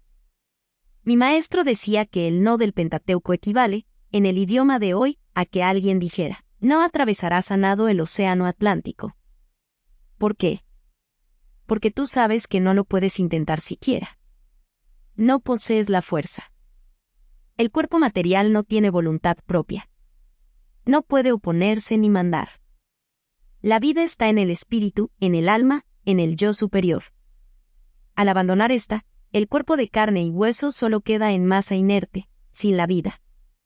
De manera que podrías encajar un puñal en el cuerpo de fulano, podrías echar cianuro en el café de sutano. Podrían sus cuerpos dejar de existir en el plano terrestre, pero ellos continuarían llenos de vida y conscientes en el plano que le sigue, y lo único que habrías logrado es hacer que la ley del ritmo, al devolverse, te golpee a ti. Morirás por mano de otro o por accidente. Los conocidos dichos ojo por ojo, diente por diente, de la Biblia y el popular el que a hierro mata, a hierro muere, no son mitos. Solo que no es Dios quien castiga, como se cree, sino sus leyes. Su principio rige en todos los universos y en todos los planos, tanto para retribuir el bien como para cobrar el mal. No en vano se dice que el orden es la primera ley del cielo, y Jesús dijo hasta los cabellos de tu cabeza están contados. Ahora verás mejor lo dicho referente a que ningún mal te puede venir de afuera hacia ti. Nadie puede hacerte un daño si en tu récord no aparece que tú hayas hecho un daño similar a otro. Nadie puede matar tu reputación, ni tu negocio, ni tu felicidad, ni tu hogar ni ninguna otra pertenencia tuya, ni tú puedes matar nada de eso en otro, ni existen accidentes ni casualidades. Las grandes leyes te protegen. Ya la gran mayoría se siente incapaz de asesinar al prójimo. Pero ahora viene el segundo aspecto del mandamiento a decirnos que es inútil intentar dañar a otro o a sus pertenencias por medio de la calumnia, el chisme, la mentira o el truco, y que lo único que se logra con eso es que la ley devuelva idéntico mal al que lo intenta. El boomerang regresa inevitablemente hacia el punto en que fue lanzado. Y ahora con respecto a darle muerte a un insecto o a un animal. El sentido común es la forma en que se expresa la sabiduría divina a través del hombre. Apréndete esta máxima de memoria. Repítela y recuérdala cada vez que te enfrentes a una circunstancia dudosa. Detente ahora, y repítela hasta que se te grabe. Somos los hermanos mayores de toda manifestación de vida inferior a la nuestra. La vida es una sola expresándose a través de todo lo que ella pueda animar. Los insectos, las aves y los animales son seres humanos en potencia. Están en etapas muy tempranas de su evolución y algún día, después de muchos milenios adquiriendo sustancia y materiales, experiencias y prácticas, elevándose de forma en forma, de reino en reino, llegarán a condensar todo esto en la forma exterior de un ser humano. Casi nunca se retrocede. Es decir, que se puede estacionar y retardar, desviar y optar por un camino distinto, pero el ejemplo de no retroceder jamás lo da nuestra tierra. Ella jamás vuelve sobre sus pasos. Empleó millones de años en transformarse de nebulosa en planeta y producir seres vivientes. El día jamás se devuelve de las 7 de la noche a las 12 de la mañana del mismo día. El hombre no puede destruir su esencia para renacer en un animal. Sabiendo todo esto, al contemplar un animalito viviente, debe darnos una compasión muy grande pensar el trabajo que está haciendo y que le está costando, aprender a movilizarse, a adaptarse y manejarse en su mundo de una dimensión, y que al destriparlo con el pie le estamos cortando en seco su minúscula aunque valiosa experiencia. Esto lo aprenderás mejor en el principio de vibración. Pero, y es un pero muy grande, la sabiduría divina, a través del sentido común, nos convierte en jueces aún siendo los hermanos mayores.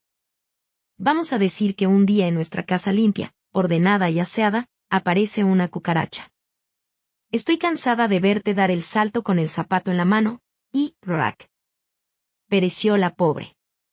Y ahora me dirás, ¿pero cómo? ¿Voy a dejar que se llene mi casa de esos animales? No, en absoluto. No puedes, ni debes permitir que permanezca ni un segundo más bajo tu mismo lecho. Tú, en tu carácter de hermano mayor, tienes el deber de vigilar, de enseñar, de corregir y de frenar a tus hermanos menores.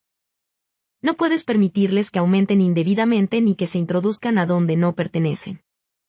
Tampoco debes permitir que otro, ni siquiera un animalito irracional, abuse de ti. Si lo permites, haces mal. Pero para eso tienes tú la mente que esos seres no tienen aún, y por eso dijo Moisés en Génesis, capítulo 1, versículo 26, hagamos al hombre a nuestra imagen, conforme a nuestra semejanza, y señoree en los peces del mar, en las aves de los cielos, en las bestias, en toda la tierra y en todo animal que se arrastra sobre la tierra. Y creó Dios al hombre a su imagen, a imagen de Dios lo creó. Fíjate que esto último lo dice 3 veces. Cuando la Biblia repite 3 veces significa que la frase tiene idéntico significado en los 3 planos. En otras palabras, que no ha de buscarse la interpretación metafísica o jeroglífica, que ella expresa una verdad eterna y fundamental. Ahora, los animales, o seres irracionales, no tienen un espíritu, digamos, individual.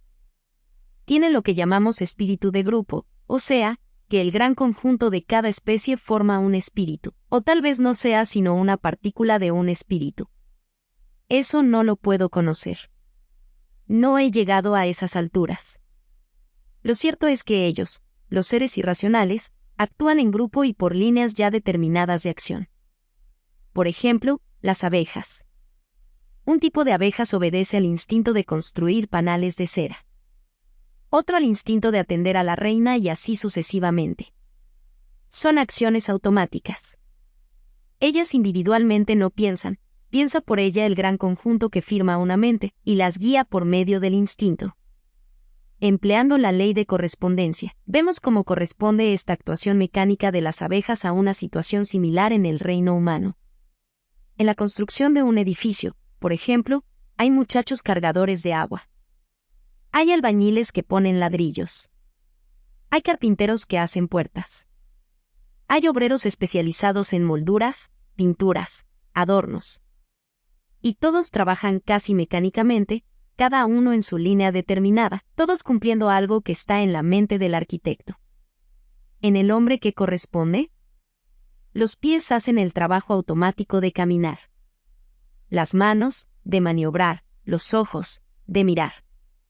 Los oídos de escuchar, etc. Y todo obedece al impulso que envía la mente a través de líneas, que llamamos nervios en el hombre. Sabiendo esto, cuando tú encuentres un insecto fuera de lugar, frena tu primer impulso de aniquilarlo. El espíritu de su grupo está a tu misma altura mental, forma parte de la mente universal. Lo contactas al dirigir tu mente hacia él. Simplemente dile, aquí hay una célula tuya que se encuentra fuera de su ambiente. No es armoniosa a mi ambiente. Dios es armonía perfecta. Llévatela. Sentirás una gran emoción al ver que el insecto se detiene inmóvil, como recibiendo la onda, y al minuto corre a desaparecerse. No lo volverás a ver. Y en el caso de que tu propia conciencia no está aún segura de la verdad que te acabo de enseñar, bien sea que tú sientas dudas del resultado, o que hagas el tratamiento con demasiada violencia y ves que el animal continúa molestándote, dale 3 chances. Dile al espíritu grupo, si no te lo llevas pronto, voy a tener que matarlo. Generalmente no te verás en el caso de matarlo. En muy pocos casos se resiste a irse. Solo cuando él mismo está buscando la muerte porque ya ha vivido su vida, y en ese caso, cuando te lo indique tu sentido común, que es la sabiduría divina en ti, mátalo con un golpe fuerte y seco. No lo dejes a medio vivir, agonizando. Y sin violencia de tu ánimo, sin rabia ni disgusto, dile, que evoluciones en mejor especie. Todo depende de la intención y el pensamiento con que se ejecute.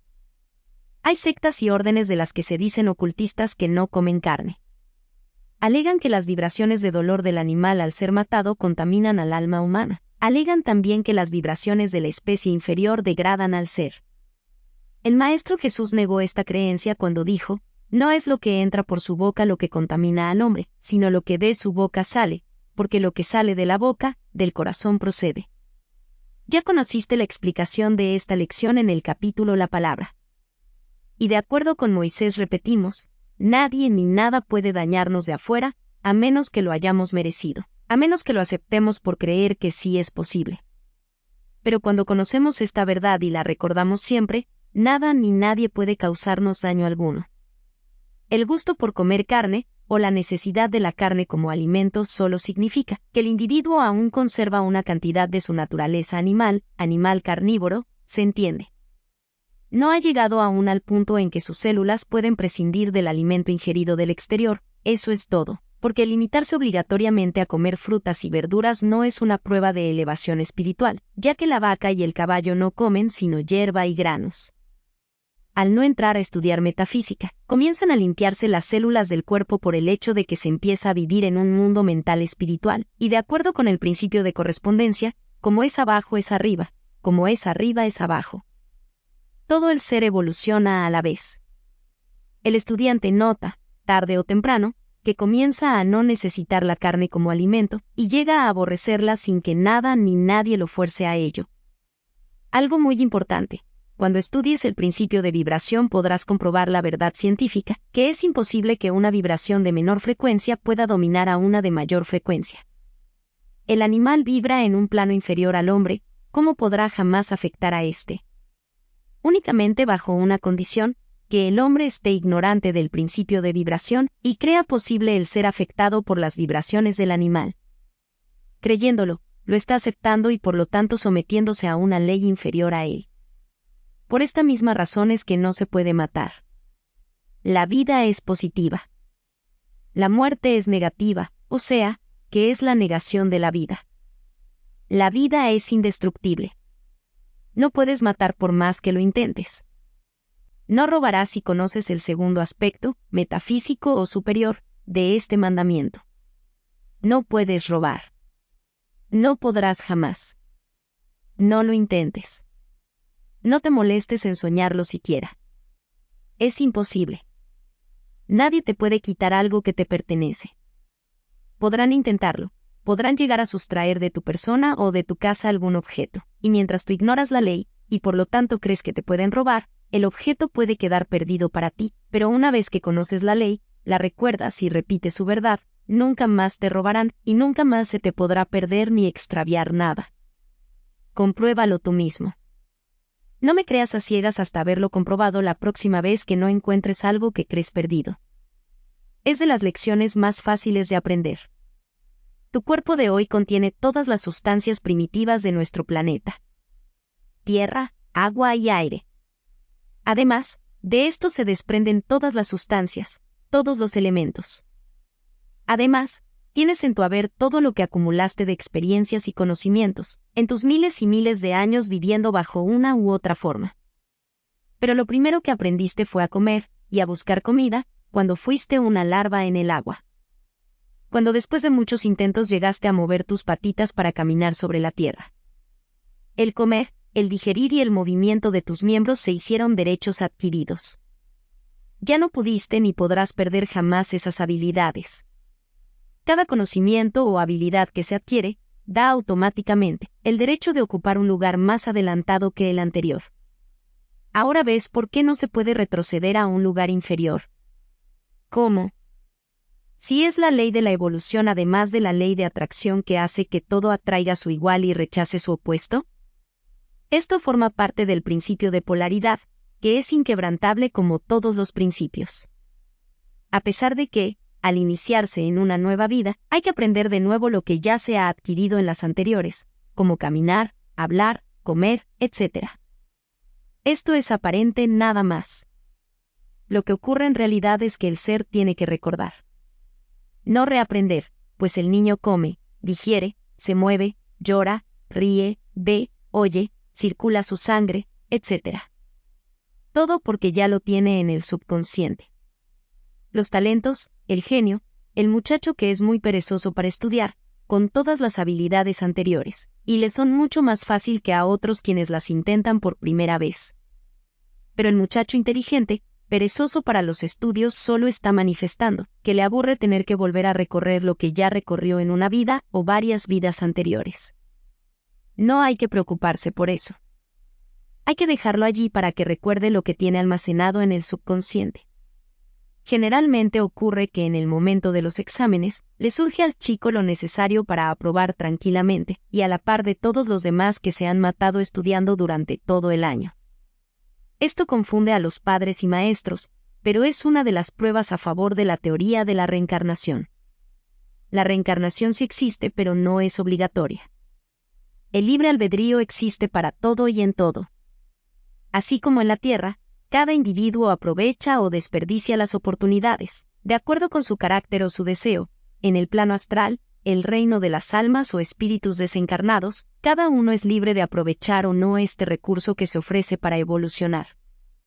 Así como los humanos son libres de escoger una profesión o una línea de estudios, esforzarse para su propio desarrollo o simplemente vivir sin propósito o ambición, así las almas son libres de regresar al plano terrestre para dar otro paso hacia adelante, para adquirir nuevas experiencias, para pagar cuentas pendientes, llamadas karmas, o para cobrar bienes merecidos, o, si les gusta la vida que están llevando, pueden permanecer en ella todo el tiempo que les convenga.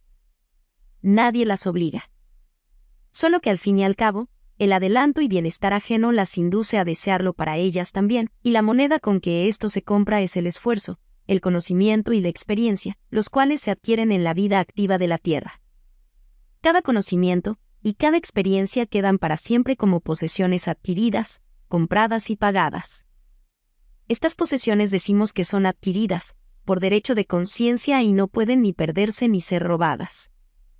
Ellas aparecen en nuestras vidas, quiérase o no, y esto es lo que hace que algunas personas nazcan en la opulencia y otras en la miseria. Se nace donde se ha merecido nacer por derecho de conciencia. La ley se encarga de atraer a cada cual a su esfera, a su sitio propio. No hay injusticia en el plano de la verdad. A esta ley se refirió el Maestro Jesús cuando dijo: no os hagáis tesoros en la tierra, donde la polilla corrompe y donde los ladrones minan y burlan, sino haceos tesoros en el cielo donde ni la polilla ni el orín corrompen, ni los ladrones hurtan y minan, porque donde esté vuestro tesoro, allí estará vuestro corazón. Mateo 6:19-21.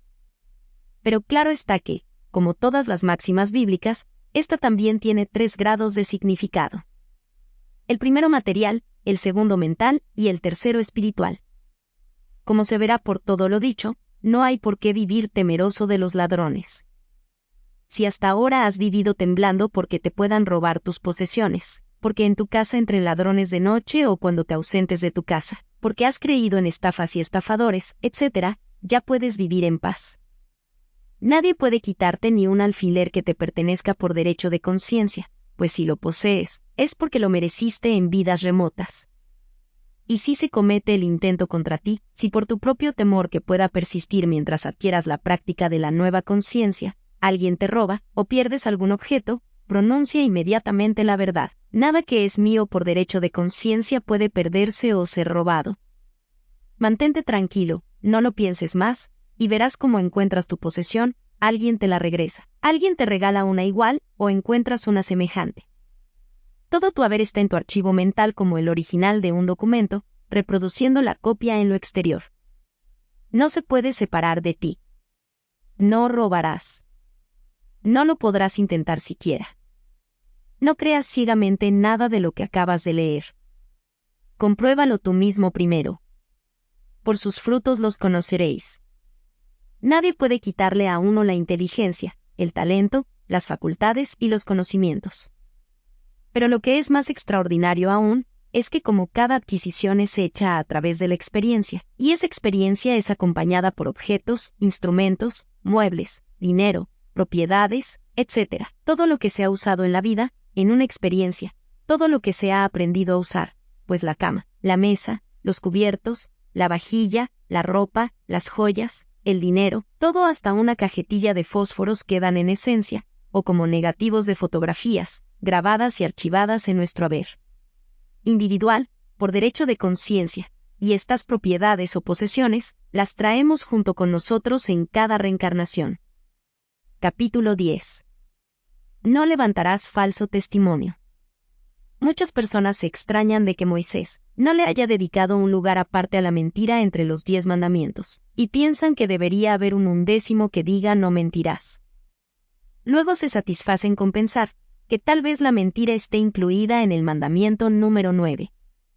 Lo que ocurre es que la mentira fue incluida y tratada extensamente en los mandamientos número 1, 2 y 3, como lo veremos más adelante, y que no solamente la mentira no fue descalificada por Moisés, como careciendo de importancia, sino que íntegramente el Seper Bereshit es una exposición metafísica de la verdad y una acusación contra la apariencia y las falsas creencias que va acumulando la humanidad.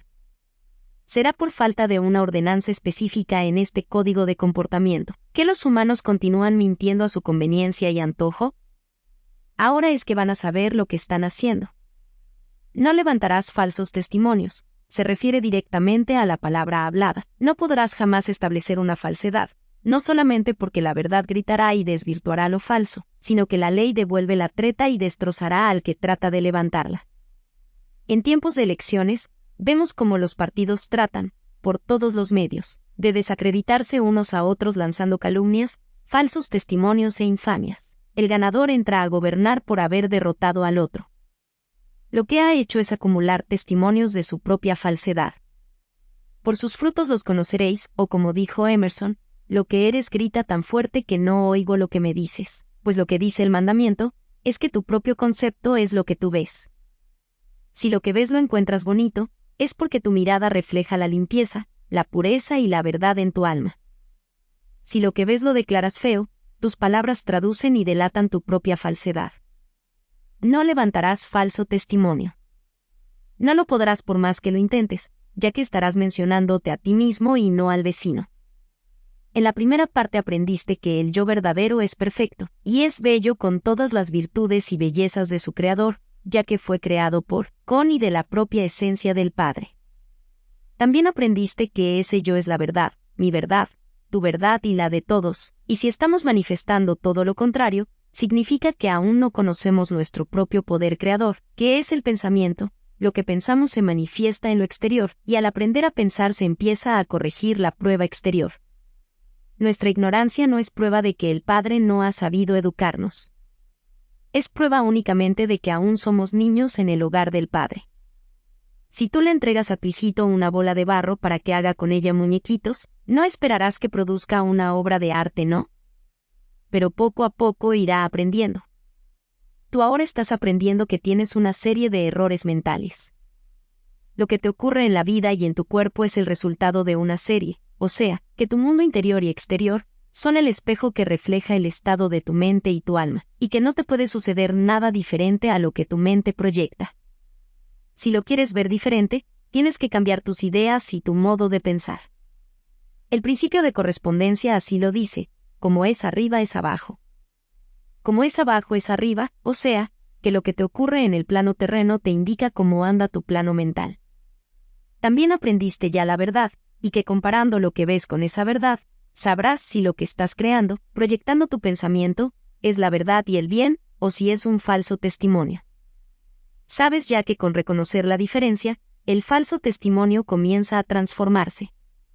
Con pensar y declarar la verdad, verás borrarse la mentira como por arte de magia, pues no tiene ni poder ni vida propia otra que la que tu creencia y tu pensamiento le dan. Conoced la verdad y ella os hará libres, dijo Jesús. La verdad es que tu yo es perfecto como toda creación del Padre. Eres hijo de Dios. Si tú te consideras feo, malo, pecador, defectuoso, culpable, lo manifiestas.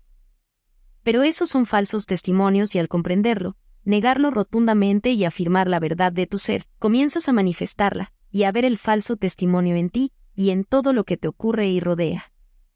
Ese falso testimonio, como toda mentira, se cura con la verdad. Es decir, que es falso y que no puede afectar ni atacar la verdad, por más que se intente. Cuando las iglesias hablan de ofender a Dios, es hasta risible.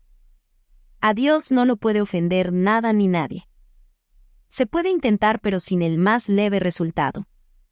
A un principio no lo puede quebrantar nada. Además, equivaldría a que el rasguño infinitesimal que una hormiguita hace al trepar por una montaña pudiera causarle dolor a la montaña. Capítulo 11. No codiciarás. Cuando una idea se desprende de la mente divina, ya contiene en sí todo lo que pueda ser necesario para su desarrollo. No se concibe que Dios sea capaz de idear y mandárnoslo incompleto, para que nos devanemos los sesos, y nos volvamos locos buscando una solución que solo Él conoce. Eso será propio de un crucigrama hecho especialmente para matar el tiempo, pero jamás de la infinita sabiduría, amor y justicia, tratándose, muy especialmente, de la evolución de una vida que Él mismo ha ocasionado. El universo está basado en el orden. La armonía perfecta entre todas sus partes es comprobable a la simple vista del Sol, y la Tierra girando para recibir toda ella el beneficio que Él dispensa. Cuando se adquiere este conocimiento, ya jamás vuelve a faltar nada que sea necesario. Cuando a ti te sobra algo, es porque hay otro que lo está necesitando. La naturaleza detesta el vacío. El propio aire, el espacio, está lleno de átomos de todas las especies esperando la oportunidad de formar algo en el momento oportuno. La vida vive buscando la oportunidad de animar. Este es su cometido, y ella no desperdicia una rendija favorable para introducirse. Deja tú un potecito de tierra en cualquier lugar que pueda recibir humedad, y al poco verás asomar una espiguita verde. Si dejas un vaso con agua olvidado, no tardará en llenarse de larvas vivientes. Antes de que el vientre de una mujer conciba un hijo, todo está preparado en aquel para recibir el germen, para asegurarlo, para alimentarlo y protegerlo, hasta poder entregar un ser humano íntegro y completo. El huevito de un insecto, un reptil o un ave encierra ya todo lo que requiere para su formación, una criatura minuciosamente equipada para desenvolverse en su reino apropiado. Igual cosa ocurre con semillas vegetales. Luego, si existe una tan amorosa voluntad, una tan prevista ternura, una atención tan esmerada y minuciosa para preparar y cuidar los detallitos que algún día irán a formar un hombre, no puede a ese hombre faltarle nada. Todo está previsto y todo ya creado a la disposición de ese hombre. No codiciarás, dice el mandamiento. Es decir, no tienes que envidiarlo de otro, ni ansiarlo, ni resignarte a no poseerlo. El igual existe para ti y ya es tuyo. No tienes ni por qué lucharlo. Basta con pedirlo, reclamarlo y dar las gracias de antemano para que lo veas aparecer. ¿No lo dice bien claro la Biblia? El que pide recibe, el que busca encuentra, al que toca le será abierto. ¿Y por qué no lo tomas en serio?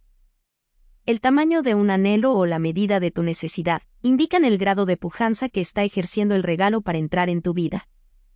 Porque es un regalo. No hay que pagarlo. Cuando sientes la necesidad, significa que ya está pagado o merecido. Ya le llegó el momento que esperaba y ya te llegó el momento de aprovecharlo. Pídelo, pero antes da gracias. Puede que te venga por las vías naturales terrenas, o por mano amiga, o puede venirte como un milagro. Puede caer de las nubes como me ocurrió a mí en una ocasión, que estando en New Orleans sin conocer un alma, se me agotó el dinero mientras esperaba un giro postal que se retardó. No me quedaba un céntimo en la cartera y era sábado en la tarde. No había ningún banco abierto hasta el lunes. Pero yo conocí la verdad y la declaré: mi mundo contiene todo, no falta nada en la creación. Gracias, Padre, que ya me has oído. En ese momento vi un papel verde que revoloteaba con el viento de la calle y que venía hacia mí. Se me pegó en un tobillo, y al bajar la vista me di cuenta de que era un billete de $5. Sin duda se le escapó a alguien. Esperé con el billete en la mano por si notaba que alguno lo buscaba. Aquel dinero, en una forma milagrosa, me alcanzó hasta para pagar un taxi que me llevó al banco el lunes, en donde me estaba esperando mi giro. Los milagros no ocurren porque se haya quebrantado un principio, como creían ingenuamente las iglesias, sino precisamente porque se echa mano a la acción del principio, se le estudia, se conoce, se aplica el reglamento de la ley, o sea, que se actúa de acuerdo con él, porque ningún principio puede jamás inclinarse para condescender, ni doblegarse para hacer excepciones. Mi maestro decía que si el principio de la gravedad se detuviera un instante para impedir que un señor muy importante muriera al caer al suelo, después de haberse lanzado de un último piso, no sería un milagro sino el caos universal. Capítulo 12. El primer mandamiento. Los 3 primeros mandamientos son uno solo. Los 3 se refieren a una misma cosa, y dicen así: 1. Yo soy Jehová tu Dios, que te saqué de la tierra de Egipto, de casa de servidumbre. No tendrás dioses ajenos delante de mí. 2. No te harás imagen, ni ninguna semejanza de lo que esté arriba en el cielo, ni abajo en la tierra, ni en las aguas debajo de la tierra. 3. No te inclinarás a ellas, ni las honrarás, porque yo soy Jehová tu Dios, fuerte, celoso, que he visto la maldad de los padres sobre los hijos, hasta la 3ª y 4ª generación de los que aborrecen, y hago misericordia a millares, de los que aman y guardan mis mandamientos. 4. No tomarás el nombre de Jehová tu Dios en vano, porque no dará por inocente Jehová al que tomase su nombre en vano. Lo primero que hay que recordar es que cuando la Biblia repite 3 veces algún punto, significa que se ha de tomar en el sentido de la letra y no simbólicamente. Además de que ese sentido es el mismo en los 3 planos de conciencia: material, mental y espiritual. En este mandamiento aparece 3 veces la mención de Jehová tu Dios. La primera mención se refiere a Dios, creador de todo. La segunda se refiere a la ley, o principio. La tercera se refiere al yo superior, de cada uno de nosotros, que es uno con Dios, uno con el principio. O sea, que aquí están presentados 3 aspectos de una misma entidad y poder. Egipto es el símbolo de la materia. Del hombre primitivo que no ha alcanzado aún el grado de poder comprender o aceptar el concepto de un Dios único, invisible. Los egipcios adoraban a muchos dioses, ídolos formados y visibles. Hermes dio el primer paso para inculcarles la idea de un Dios único. Como primer esfuerzo, sirvió de impulso pero no se afirmó. Retrocedieron a sus creencias anteriores. Moisés vino a darles un nuevo impulso. Por esto dice: Yo soy Jehová tu Dios que te saqué de la tierra de Egipto, de casa de servidumbre. No tendrás dioses ajenos delante de mí.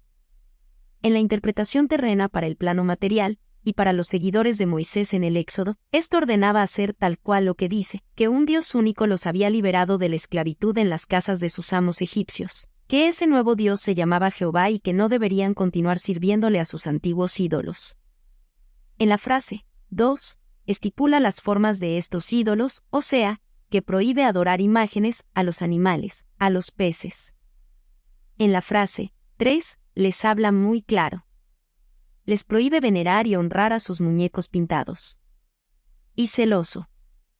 Que él castigará no solamente al desobediente, sino a sus hijos, nietos y descendientes, pero que tendrá piedad de aquellos que le obedezcan.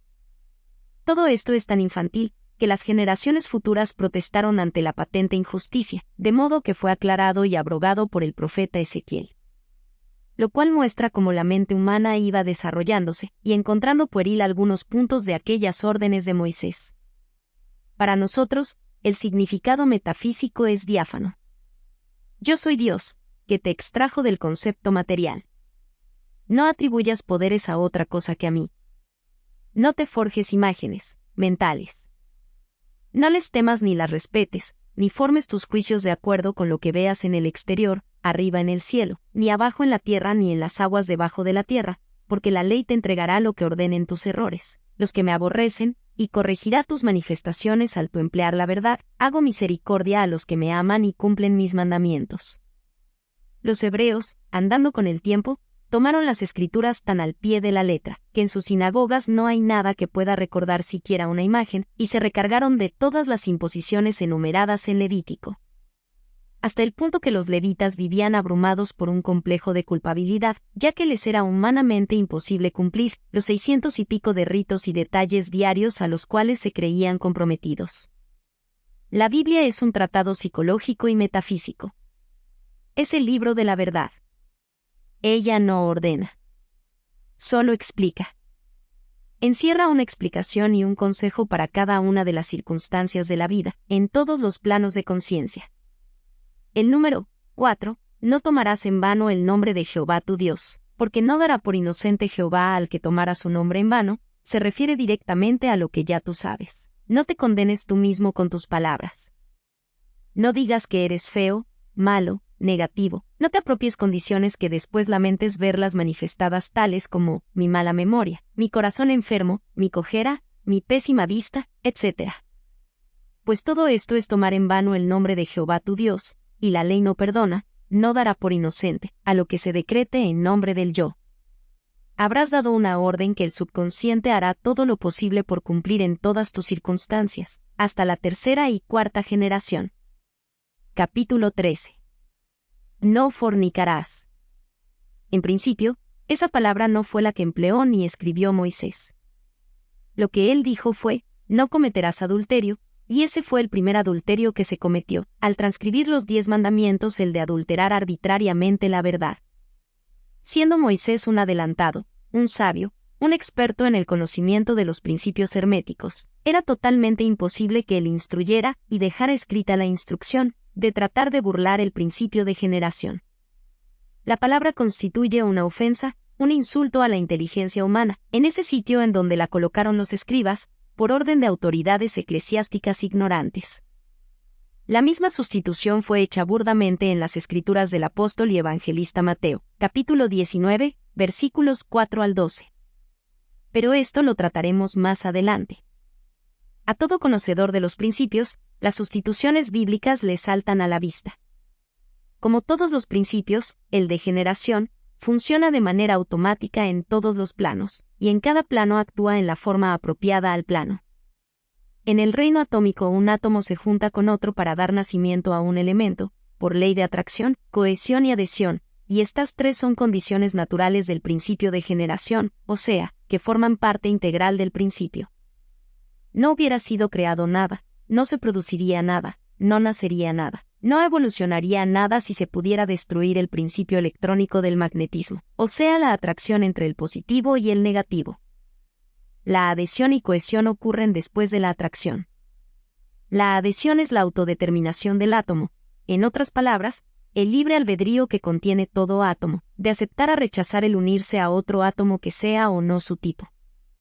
La cohesión es la facultad de pegarse el uno con el otro en un grado tal de fuerza, que no necesito recordarles lo que ocurre cuando se logra separar las partículas de un átomo, la bomba atómica. Supongo que habrás visto en lo que acabas de leer, la similitud a lo que ocurre entre nosotros los humanos.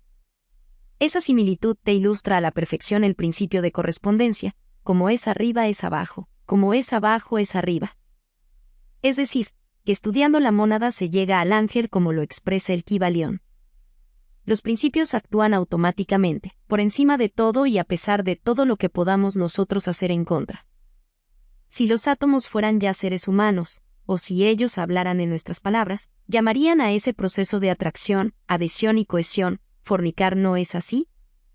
Igual cosa sería en los reinos botánico y zoológico, donde una abeja transfiere el polen de una flor a otra, y de esa unión nace una nueva especie. Ahora díganse si está en los designios de Dios Creador impedir o prohibir esos procesos. Es sabido que al oponer una resistencia a un principio, se multiplica la fuerza que lo impele, y busca la salida por otros conductos, o sea, que lo único que se logra es obligarlo a desviarse, no se logra atajarlo.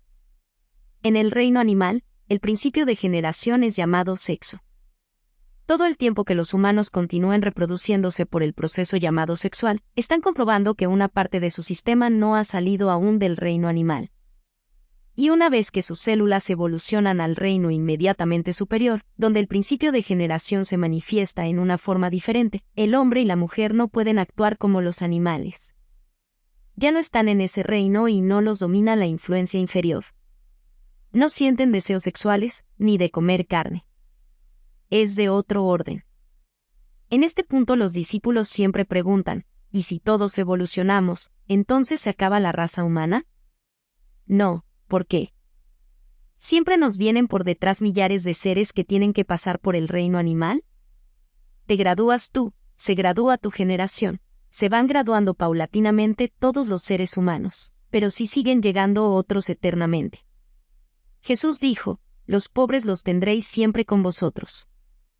Se refería no solamente a los económicamente pobres, sino también a los pobres en conocimientos, los pobres en experiencias, los pobres en evolución. También dice el Apocalipsis que el Señor anunció para esta era que no nacerían más niños. Eso lo anunció para el sector humano de su época, que es el mismo que evoluciona hoy. Ya se acerca ese momento. Lo sabemos por lo siguiente y por muchas otras señales, la hora más oscura es antes del amanecer. El moribundo se mejora justo antes de morir. El enfermo se empeora justo antes de curarse. La población de la Tierra aumenta en todas partes de una manera extraordinaria. Pronto comenzará a declinar. Una de las respuestas de Jesús a sus discípulos, respecto al momento de terminarse el mundo antiguo y la entrada del mundo nuevo fue, cuando caiga el manto de la vergüenza. Esto significa, cuando sea conocida universalmente la verdad. La verdad de los principios que estamos aprendiendo, y muy especialmente la verdad que trataron de adulterar con ese título falso de no fornicarás, pues atrayendo la atención humana y enfocándola, o poniendo al mismo tiempo una prohibición o una resistencia, precisamente defraudaron su propósito, como expusimos más arriba. El impulso del principio de generación se multiplicó, y buscando su salida se desvió. Así podemos ver los efectos terribles. Es el mandamiento que ha sido más quebrantado, que ha ocasionado mayor número de abusos, de distorsiones mentales y de aberraciones sexuales, de males físicos, de deshonras, vergüenzas y castigos. Todo por la sustitución arbitraria de una palabra. Todos de ustedes han visto esos árboles japoneses enanos, retorcidos y distorsionados a un grado increíble. Los vemos como una curiosidad y como tal los admiramos, pero esto no quita que son un atentado contra la naturaleza. Como lo es una ave enjaulada y un animal amarrado. También sabemos todos que lo prohibido adquiere un atractivo fuera de toda proporción. Eso es lo que ocurrió con todos los intentos de frenar al principio de generación, tales como la de darle a la manzana de Adán una interpretación sexual, la de adulterar y añadir a los textos inspirados, todo por ignorancia, por el empeño de ejercer dominio o poder sobre los demás. El significado metafísico del mandamiento, no cometerás adulterio, es precisamente, no malinterpretes las leyes porque no lo lograrás, o sea, que el efecto será el contrario de lo que tú deseas, y la ley misma se encargará de corregir lo que has dicho.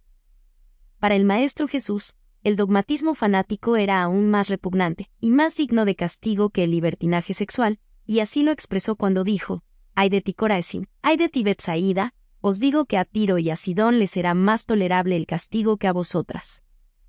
Corazín y Betsaida eran pueblos bíblicos. Cada nombre de pueblo o ciudad en la Biblia es un símbolo.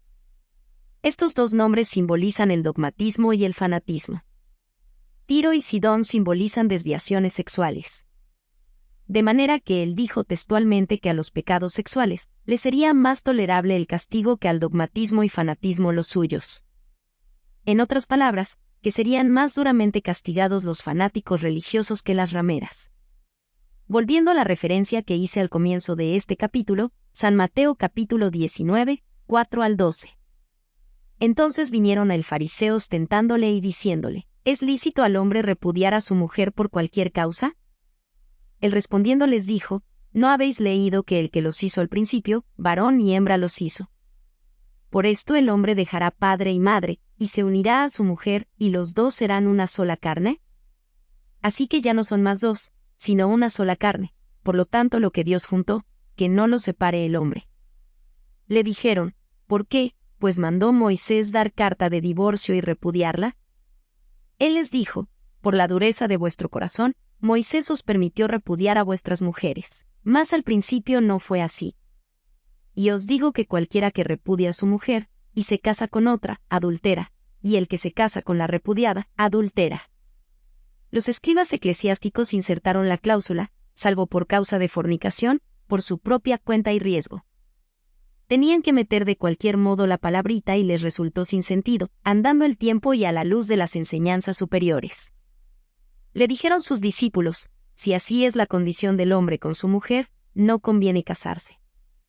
Entonces, él les dijo: no todos son capaces de recibir esto sino aquellos a quienes es dado. Pues hay eunucos que nacieron así del vientre de su madre, y hay eunucos que son hechos eunucos por los hombres, y hay eunucos que asimismo se hacen eunucos por causa del reino de los cielos. El que sea capaz de recibir esto, que lo reciba. Si ustedes son capaces de recibirlo, habrán visto expuesto el principio de generación hasta el momento de mencionar a Moisés. La explicación original fue, sin duda alguna, más larga y detallada, ya que los discípulos comprendieron y dieron el comentario: si así es la condición del hombre con su mujer, no conviene casarse, o lo que es lo mismo, no hay para qué casarse si desde el principio fueron hechos unos, o sea, que cuando el polo positivo y el negativo se juntan, no hay quien los separe. Cada célula que sale del seno de Dios es mitad positiva y mitad negativa, o sea, que en el lenguaje de los humanos, y en el plano humano, la célula primitiva o el átomo original es femenino y masculino. Al poco tiempo de estar evolucionando, se separan los dos sexos y continúan evolucionando, cada uno por su lado hasta el encuentro definitivo, al final de los 14.000 años que se necesitan para adquirir la conciencia espiritual. Estos dos sexos son entidades separadas, independientes, destinadas a formar pareja algún día. Sin embargo, los hay que no desean separarse. Estos son los que Jesús llamó eunucos por causa del reino de los cielos.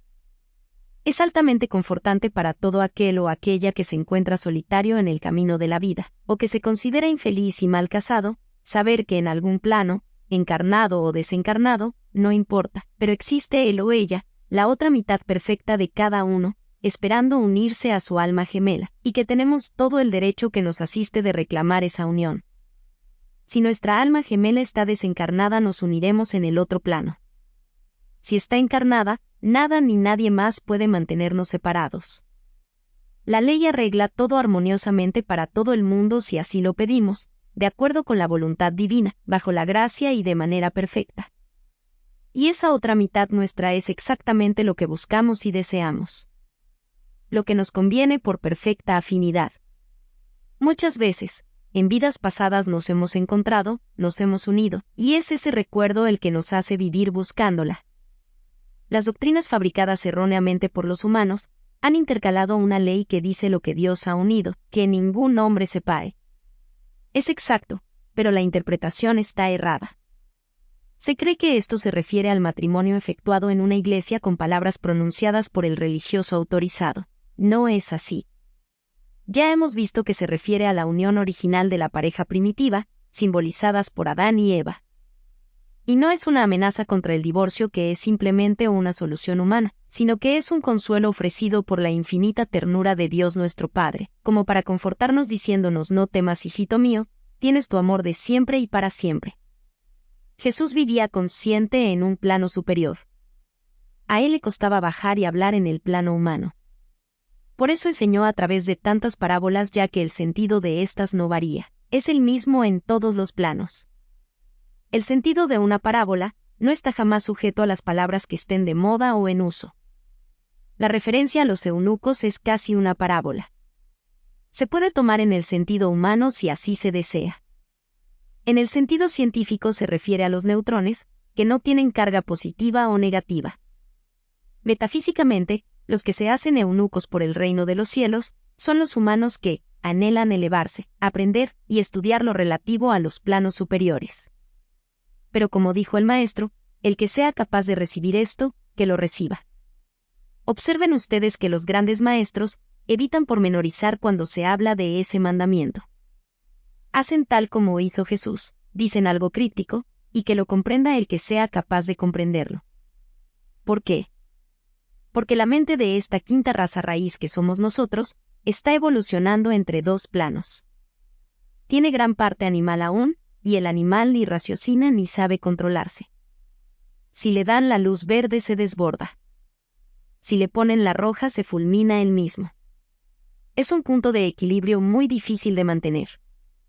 Demos gracias al Padre, que ya nosotros estamos con un pie levantado para subir al próximo escalón, y acordémonos del episodio de Jesús, cuando vinieron a presentarle a una mujer que fue sorprendida en flagrante adulterio, y que, de acuerdo con las leyes de Israel, debería ser apedreada hasta matarla. El Maestro no respondió una sílaba. Se puso a jugar con un dedo en la tierra a sus pies. Los hombres que la habían traído se fueron yendo uno tras otro, y cuando se encontraron solos, le dijo Jesús: «Mujer, ¿a dónde se han ido tus acusadores?» Ella contestó: «No lo sé, Señor». «Tampoco yo te acuso». «Vete en paz», fue la contestación del Maestro.